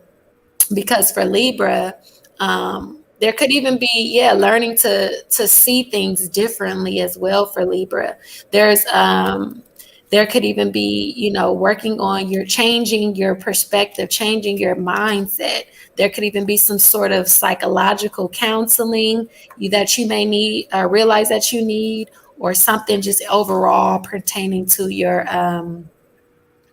just something with the psychology. But overall, the mind is really about the mind, ideas, and communication for Libras. After Libra, Scorpio, this full moon for Scorpio is happening in their financial house, their house of values and resources. There could be really big money opportunities being presented to Scorpios during this time. There could also be business partnerships that are going to be presenting them with some very lucrative financial opportunities. There could even be just some resources. Maybe somebody is going to give you something very valuable that you really need. That's going to help you advance you into your path or your journey or what have you. Sagittarius, this is actually happening in their first house. So there could be something happening with the body, some changes or something being revealed pertaining to the body, the identity. There could even be, where the Sagittarius are realizing a passion of theirs that have been there, but they probably just didn't really, know how to navigate to it or something like that. But now they're seeing that, wow, this is the direction that I should be going in. And just touching on the body. It's something with the body here. Maybe some just changes with the body Oh, I know you're a Sag rising, right? Yeah, you getting surgery and stuff. Yes. Yeah, so that's Sag. Something with the body for Sag, energy, the identity, really realizing that there's a new way that you should be going about in your relationships. Like maybe you were too focused on your partnerships or, whatever contracts or commitments that you made. You might be more the moon in Sag's first house, because it's a full moon in Sag, is showing them something about themselves. Like maybe they need to love on themselves more. Maybe they need to just be a little more selfish. That it's in the house of self, first house. Just being a little more selfish, thinking about you. Maybe you haven't been putting yourself first, and this full moon just came and say, hey, don't forget about you and what you value and what you love. And also, the health, because Jupiter, the ruler of Sag, is in Taurus, which is the health house. Taurus is the health house to Sag, where Jupiter is currently at. So health is going to be major as well for Sagittarius. Stop focusing so much on others and really focus on health and your daily habits and things like that, and your work and your finances. Capricorn, this full moon for you is probably a very spiritual or quiet full moon. Maybe the universe had to force you to sit down, or you will be forced to sit down. Maybe you've been too focused on work, and spirit wants you to kind of like learn to be more I don't want to say passive, but just definitely relax more. Like this is a time where you can see that, it's time to be more tapped into source, whether that's just more isolation time, taking a break on work or your daily, maybe you have your own business and like, trying to take a step out of that and kind of focus a little more on your spiritual growth, your spiritual journey. Quenching yourself in that area, because I know Capricorns, they're very, business oriented and things like that. And spiritual, stuff is kind of, it could be kind of like the last thing on their mind. Depends on the chart, but for the most part, Capricorns, they are focused on the physical. Right. So this full moon is going to be a time for Capricorns to really draw off of, their creative ability. What are you creating? What good thing, what is festering in that imagination of yours that wants to come out, that wants to be born, and you're not allowing yourself to really sit and listen. So this is a time of listening, divine listening for Capricorns. Aquarius,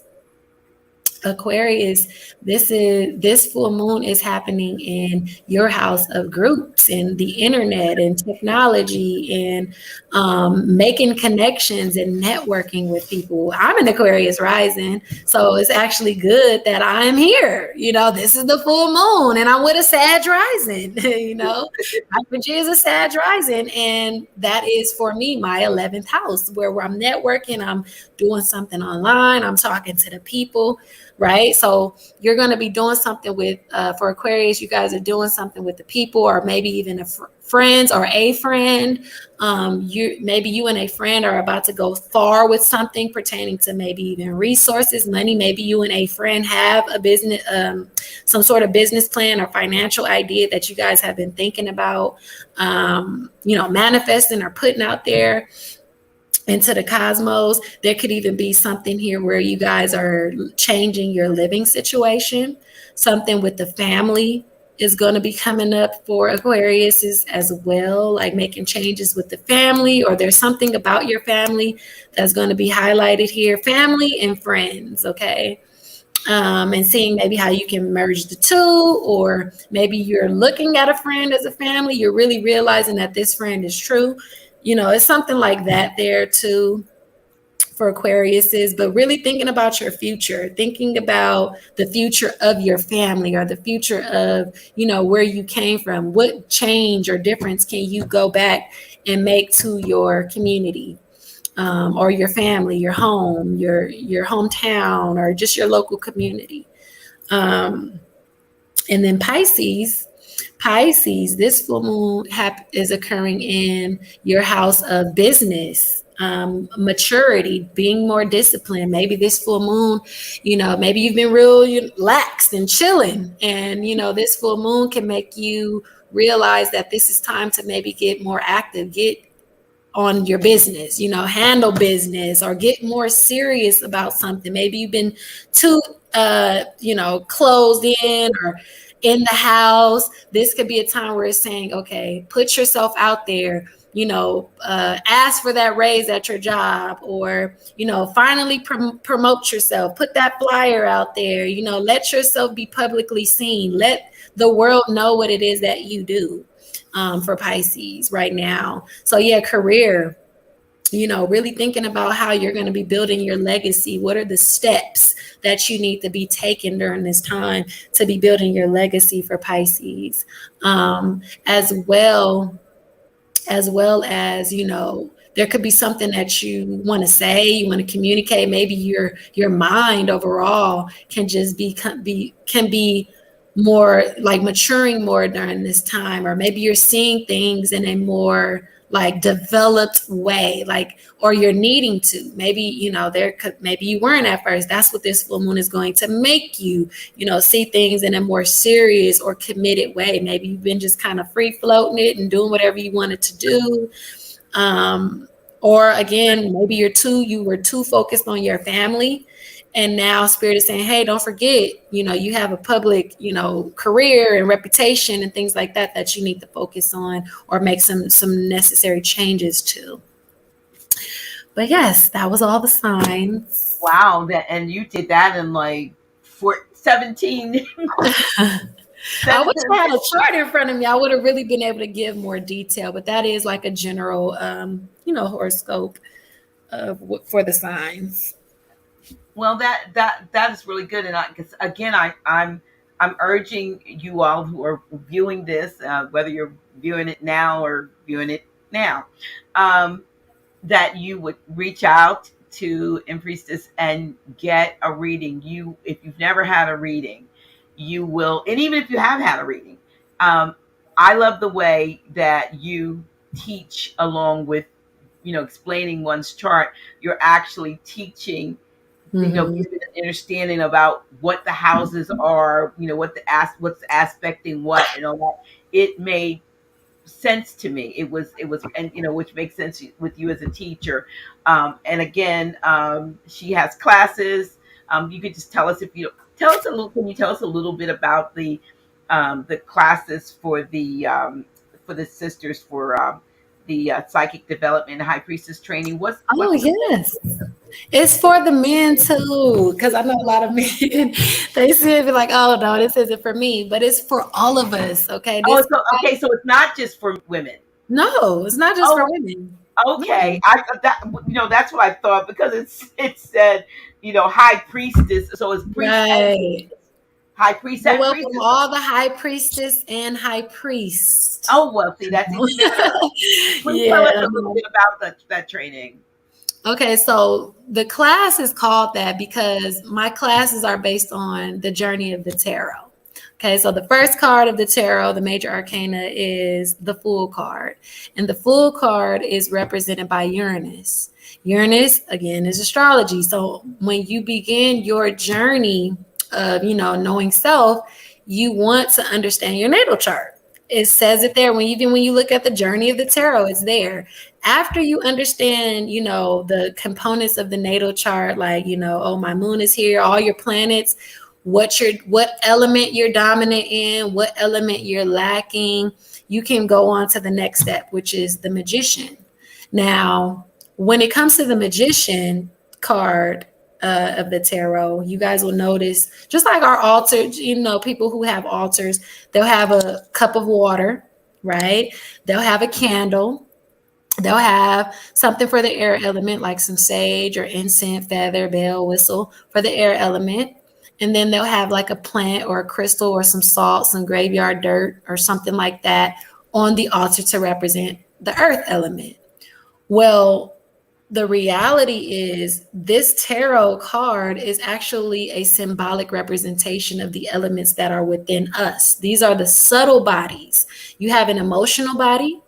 You have a body that where your actions are stemming from, and then you have this body that thinks, the part of you that thinks. So if you guys look up the etymology of ego, ego is really just a Latin term or a Latin word for the word I. That's it. When people just drop your ego, lose your ego, get out your ego.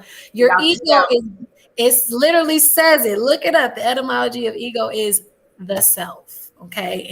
And it carries on to say that which thinks, that which acts, and that which feels. So now we're talking about the actions, that's fire. Your thinking, that's air, and your feelings, that's water, which are all composed into this earth body. Okay, so when we understand these elements on the altar, these are actually representations of who we are internally. Okay, so what magic is, because my high priestess class is actually, I blended the magic class with the high priestess class. The second card after the magician is the high priestess. So I blended these two classes together, and what it is we're understanding that magic is really just accomplishing a mission and getting it done and completing it. That's magic. Okay. And when we can understand the reason why we set these particular goals and they don't get accomplished, why is that? The reason is because there's something in the elements that are not balanced. The elemental bodies within you have to be balanced. So let's just say all your planets are in Leo, Aries, and Sagittarius. All of your planets. These are all planets in fire signs, right? So that means you probably have some issues with expressing emotion because you don't really have anything in water, right? So the reason why you probably have set certain goals or certain things that you wanted to do and didn't do it is because there's something with the elements that need to be actively and consciously balanced. You have to cultivate that. You have to learn how to be, feel. And so it's kind of like that when you look at the natal chart, it tells you exactly who you are and what you have, and it tells you exactly what you don't have and what you need. So if I have all my placements, all my planets are only fire, I do need to start cultivating my air. I do need to start cultivating my earth. Somebody with a lot of fire may be starters, but they're not finishers. The energy burn out just as quick as it started. Right? We want to overcome that, because you can overcome that too. You can start to develop emotions, but the thing is you have to be able to go in and say, wow, that's why. You have to be the magician, the judge of yourself. The magician card is ruled by Mercury. Mercury is the writer, Tahuti energy, right? The scribe. So when we're talking about magic, we're talking about, first of all, there's two selves. You have to understand that there's two selves. That's Mercury. You got a higher self and a lower self, right? Or you have your good qualities and your qualities you want to change, you want to make better, right? So when we can write these down, because only God can judge us, which is you, write down all your negative qualities and really take a good look at yourself and say, okay, this is some things that I need to work on. And then when we can start to put elemental, characteristics to those issues, like procrastination, for example. So a lot of people have goals and they don't get them complete because the procrastination or because they're not consistent. That's something going on or something that's not in alignment with the earth element. Because earth element is consistent, it shows up, it's present. That is the earth element. So the example that I love to give my students as a very realistic form of what magic is the person who loses weight. Let's say somebody is obese, 500 pounds, 600 pounds, and they want to become fit. That's the goal. The only reason that goal will not be fulfilled is because there's no elemental balance. So here's how. If you're 600 pounds, right, and you have this fitness goal, you have to understand that you have to have fire, meaning you have to get on the treadmill or you have to do the physical thing. You have to, bust the sweat, the heat. Let the body generate some heat, fire. That's you. Now you're tapping into your inner fire body, your subtle body of fire. When you tap into that, once you have that, then you go into your water. Your water element is this this image that you have in your mind of, this fit body or this shape that you intend to, manifest. The water element, the imagery, the imagination of it is what fuels you to continue. Then your air element is, making sure you're working around your schedule, making sure the children are dropped off on time so that you can get, an adequate amount of time at the gym, time management and things like that. Really being able to understand and plan around your schedule and other things going on your life in your life to make sure you get to the gym or, to do the things that you have to do to get to your goal. Then you have your earth element. This is a change of diet. The foods that you're putting in your body are going to have to change, or you're going to have to start eating according to your blood type, something where you're going to have to understand the earth element as well as showing up. You got to do it every day. You got to show up. You got to make it a habit, which is your Virgo energy, which is earth. So you got to make it a habit, right? So now when you have all of those, you have the treadmill, fire, you keeping that vision alive. No matter what, you're keeping the feeling is being the secret. The secret for you, the fuel for you is that feeling, that emotion, that vision that you see. That's water. And then the earth, this is your planning, making sure, you spending 30 minutes on this machine, 20 minutes on that machine for for your routine. That's your air element. And then your earth element is, like I said, the food and the consistency. When you are operating in all four elements, because you are the altar, right? When you're operating in all four of those elements, then the guy, the obese man, he can't help but lose the weight. It's going to happen, whether he like it or not. It's going to happen, and so that's where it becomes, that's magic. Magic is he made it happen. The transformation occurred. He did the steps in between and he made it happen. He understood his elemental bodies, whether he had a planet in fire or not. He got on that treadmill every day, whether he had a planet in, earth or not. He changed his diet. He did what he had to do. He started eating according to the vision that he had. And the process materialized. The vision materialized. That's magic. Not, writing something on a paper, and because you are the altar. Now, writing, petitions and all that type of stuff and the jars and all that type of stuff, that's sorcery. That's not magic. Taking rabbits out of a hat, that's not magic. That's legerdemain. Something we know as legerdemain, called legerdemain. The Vegas acts, the stage acts, that everybody think is magic. That's called legerdemain. Magic is when you understand the elements within you and how they have to be balanced in order to complete the goal. If you set out a goal, an idea, and it didn't happen, it's because some element was off. And that's what the High Priestess class is about. We are going into we're performing soul surgery, and we're getting into how to correct the soul, how to implement more earth if that's what we need, how to implement more fire if that's what we need. And then there's practices as well. I do little competitions and little fun stuff for them, that they can do. But yeah, guided meditations, we really work with all elements. There's theory, which is air. There's working on the body, working on the actual body, like Qigong and things like that we do. That could be fire and earth. There's water practices, things that we have to do, like I give them some homework, things that they have to do in the shower, working with the water element, breathing exercises, air element, things of that nature. So it's really just understanding the subtle bodies, You know, where is your actions coming from? It's coming from a part of you, a part of a subtle body, your fire body. Where's your thinking coming from? It's coming from the realm of air, your air body. Well, where is your feelings coming from? This is coming from your water body. And when we can understand that, it's in the chart. You know, Aries, it starts at Aries. Aries is fire. Taurus is earth. Gemini is air. Cancer is water. And then it starts over again. Leo is fire. You know, Virgo is earth, and so on. So it's in the chart too. And so that's pretty much what the High Priestess class is about. People love it. I love it. I love teaching it. It has some amazing results from everybody. I even have return students. I'm like, why y'all in here again?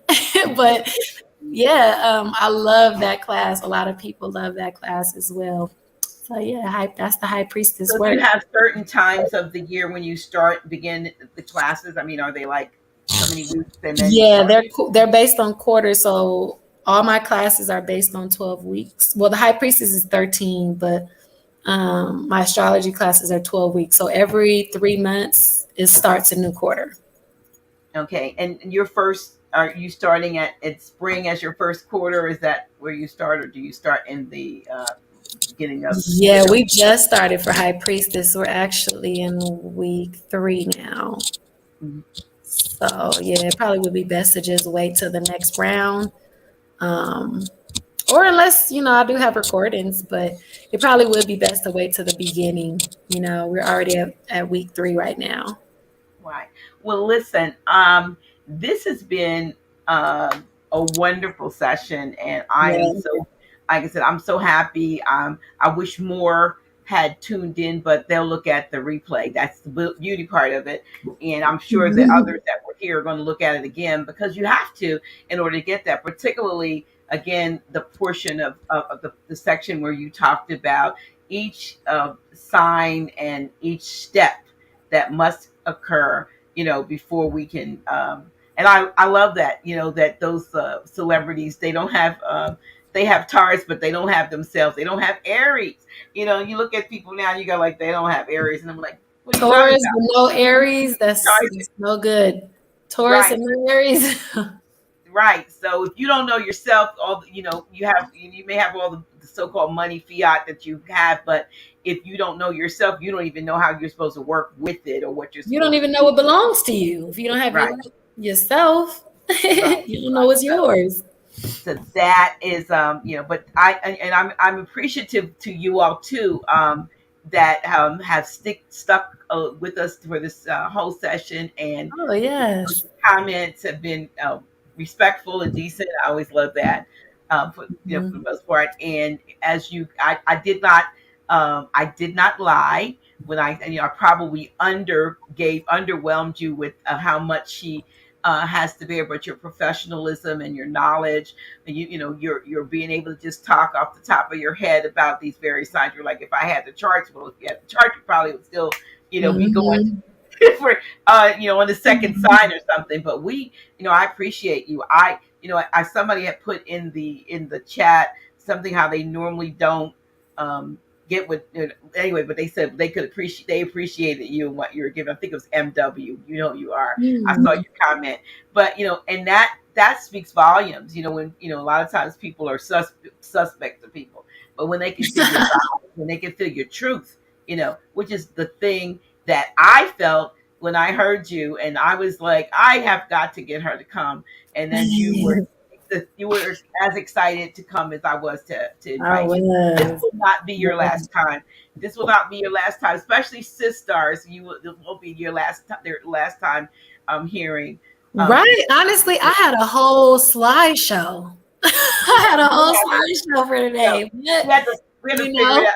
next time. Next time. I'm gonna try to get her to do some classes on the network that she can do it, and so folks can. We just have to figure out how to do all of the logistics of it. But it's an opportune time for folks to get. We need to get it. When you get it, then we've got the foundational tools for success. Mm. Because I'm just saying, brain clear out so that you can learn this stuff. But again, this is my my last show before my next show, Yep. which will be after, my surgery. And so, as I've told others, tomorrow's the last day to get things done before, Thursday. And so I'm trying to get a lot of things done. And I'm so glad that I was able to have you on, um, for the show. And looking forward to coming back on like in a couple of weeks and having, again, I'll be talking to you. I'm Mhm. sure I'll be speaking with you, and Yeah, looking forward to doing some things with you. I mean, you're just a wealth of knowledge and information, and I appreciate you for coming on the show. I'm trying to look. definitely. I would love to come back and give you guys the whole presentation I was going to give, but it happened exactly the way it was supposed to.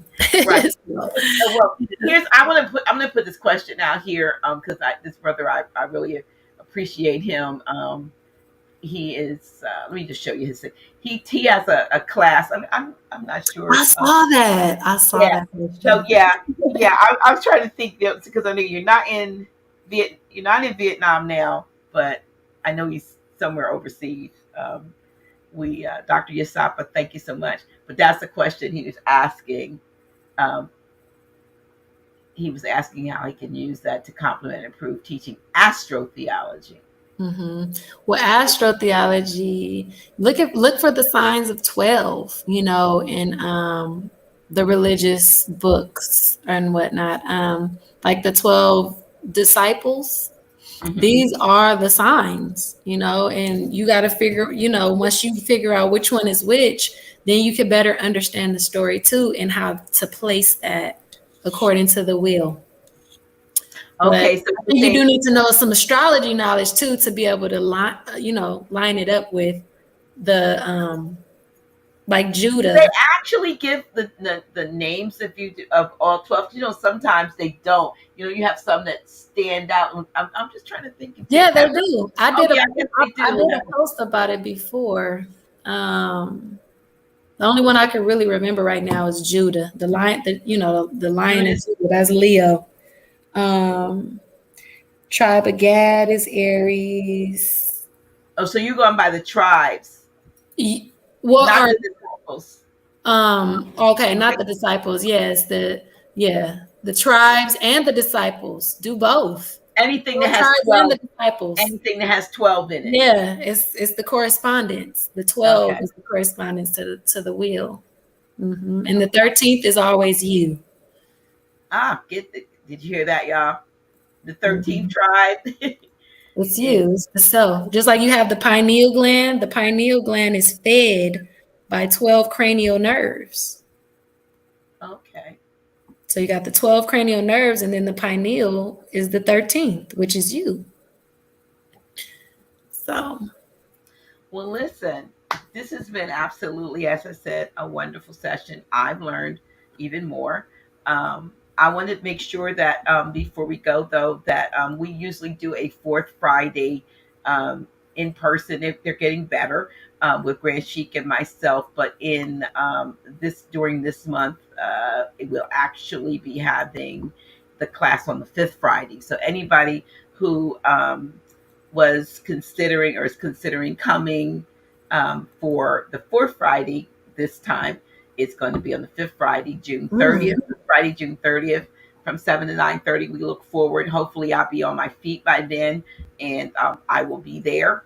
But it's going to be the fifth Friday. The fourth Friday, we're actually having we have an annual jazz concert here in Delaware called the Clifford Brown Jazz Concert. I believe it's like year 30 something, and they have all kinds of. It's always free. I mean, we've seen everybody from major jazz stars to R&B, Drew Hill, everybody, Eric Bennett. We just this year is Kim on the fourth Friday, so we're not gonna have a class. It's like a 3-day concert, but Kim is on that Friday, so I know Grand Chic wanted to go, and so on the fifth Friday.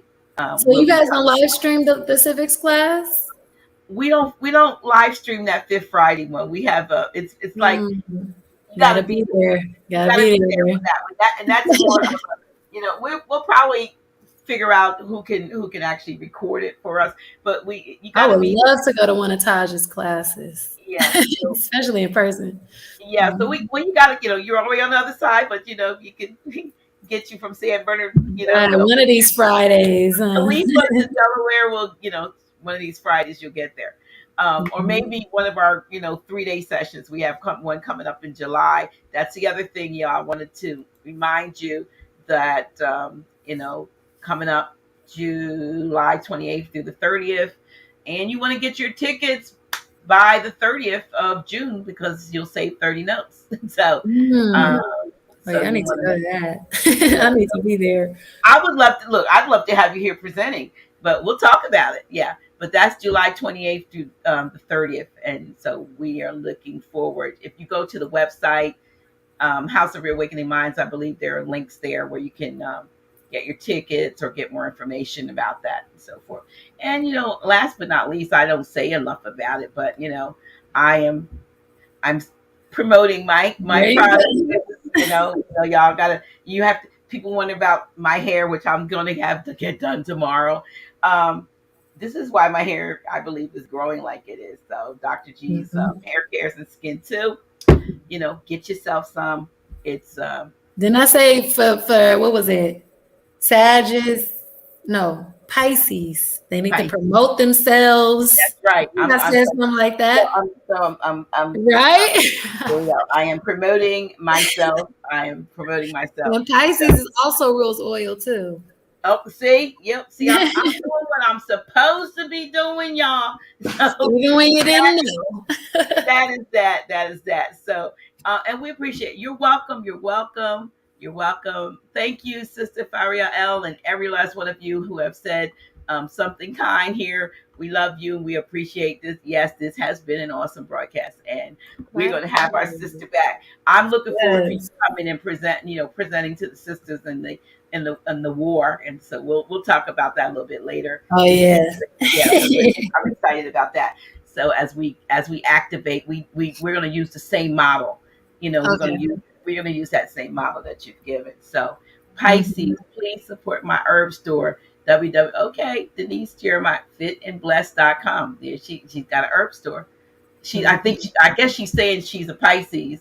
And right. I'm thinking, listen, Denise, we have herbs too growing. And look, I told you we got herbs growing all in the back of the House of Reawakening Minds that we didn't plant, medicinal herbs. So I'm excited about that. And the weeds are medicinal herbs too. Well, that's what weeds. Well, that's what I thought they were, but I know better because my sister and I just put out a book on herbs, which I haven't been. That's the other thing. We have an herbal book that needs to be promoted, and Cynthia, I need to slap my hands. But yeah, support the sisters herbal store, fitandblessed.com, and anything that's for the people, anything that's gonna help us. We gonna go. Letting go. New level, all right. We'll keep on talking talking. But I'm gonna let you all go. I appreciate every last one of you. I have I have to go to bed on time because I have to get up early in the morning to finish the few things that I have to do. So I appreciate you and taking time and just giving us this astrological truth. Gratitude. Thank you so much for having me here. Oh, thank you so much for coming.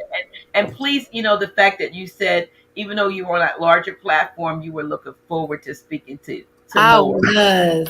I would love to speak to Moors anytime because, we had Aries. Now we can, we can carry, we can move forward. If you don't have me at Aries, I probably will sound crazy. What? We're not black. And, so it's like, we got the Aries, so we kind of, we flow, right? You don't have to explain yourself. Listen, no, we're not.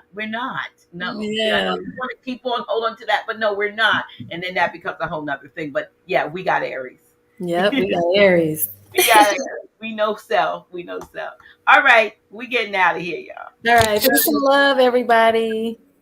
Peace and absolute love and joy and everything else that comes with knowing yourself. And I'm sure a lot of folks are going to reach out to you and get a reading, and they really should. All right. Love you. Peace. Love you too. Peace. Peace. Peace. Peace. Peace.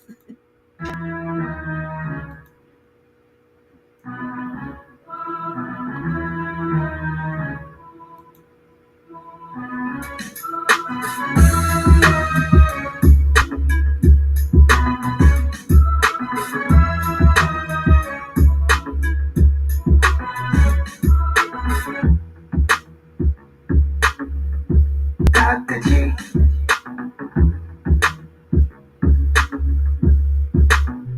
Really? Who's she?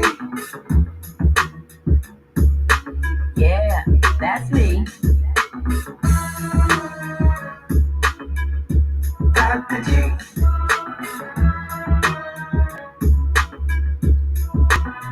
Really? Who's she? Yeah, that's me. Dr. G.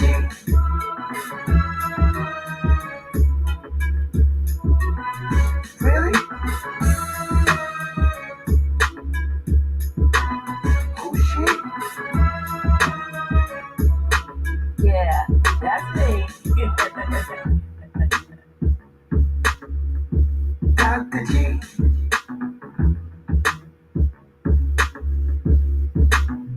Really? Who's she? Yeah, that's me. Dr. G.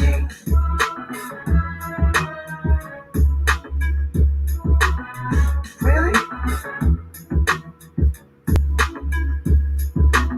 Who's she?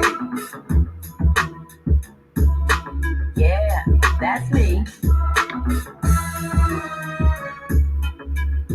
Dr. G.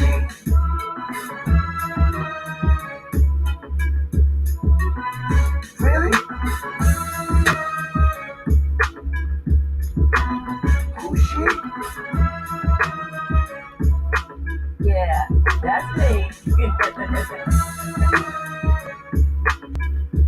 Dr. G.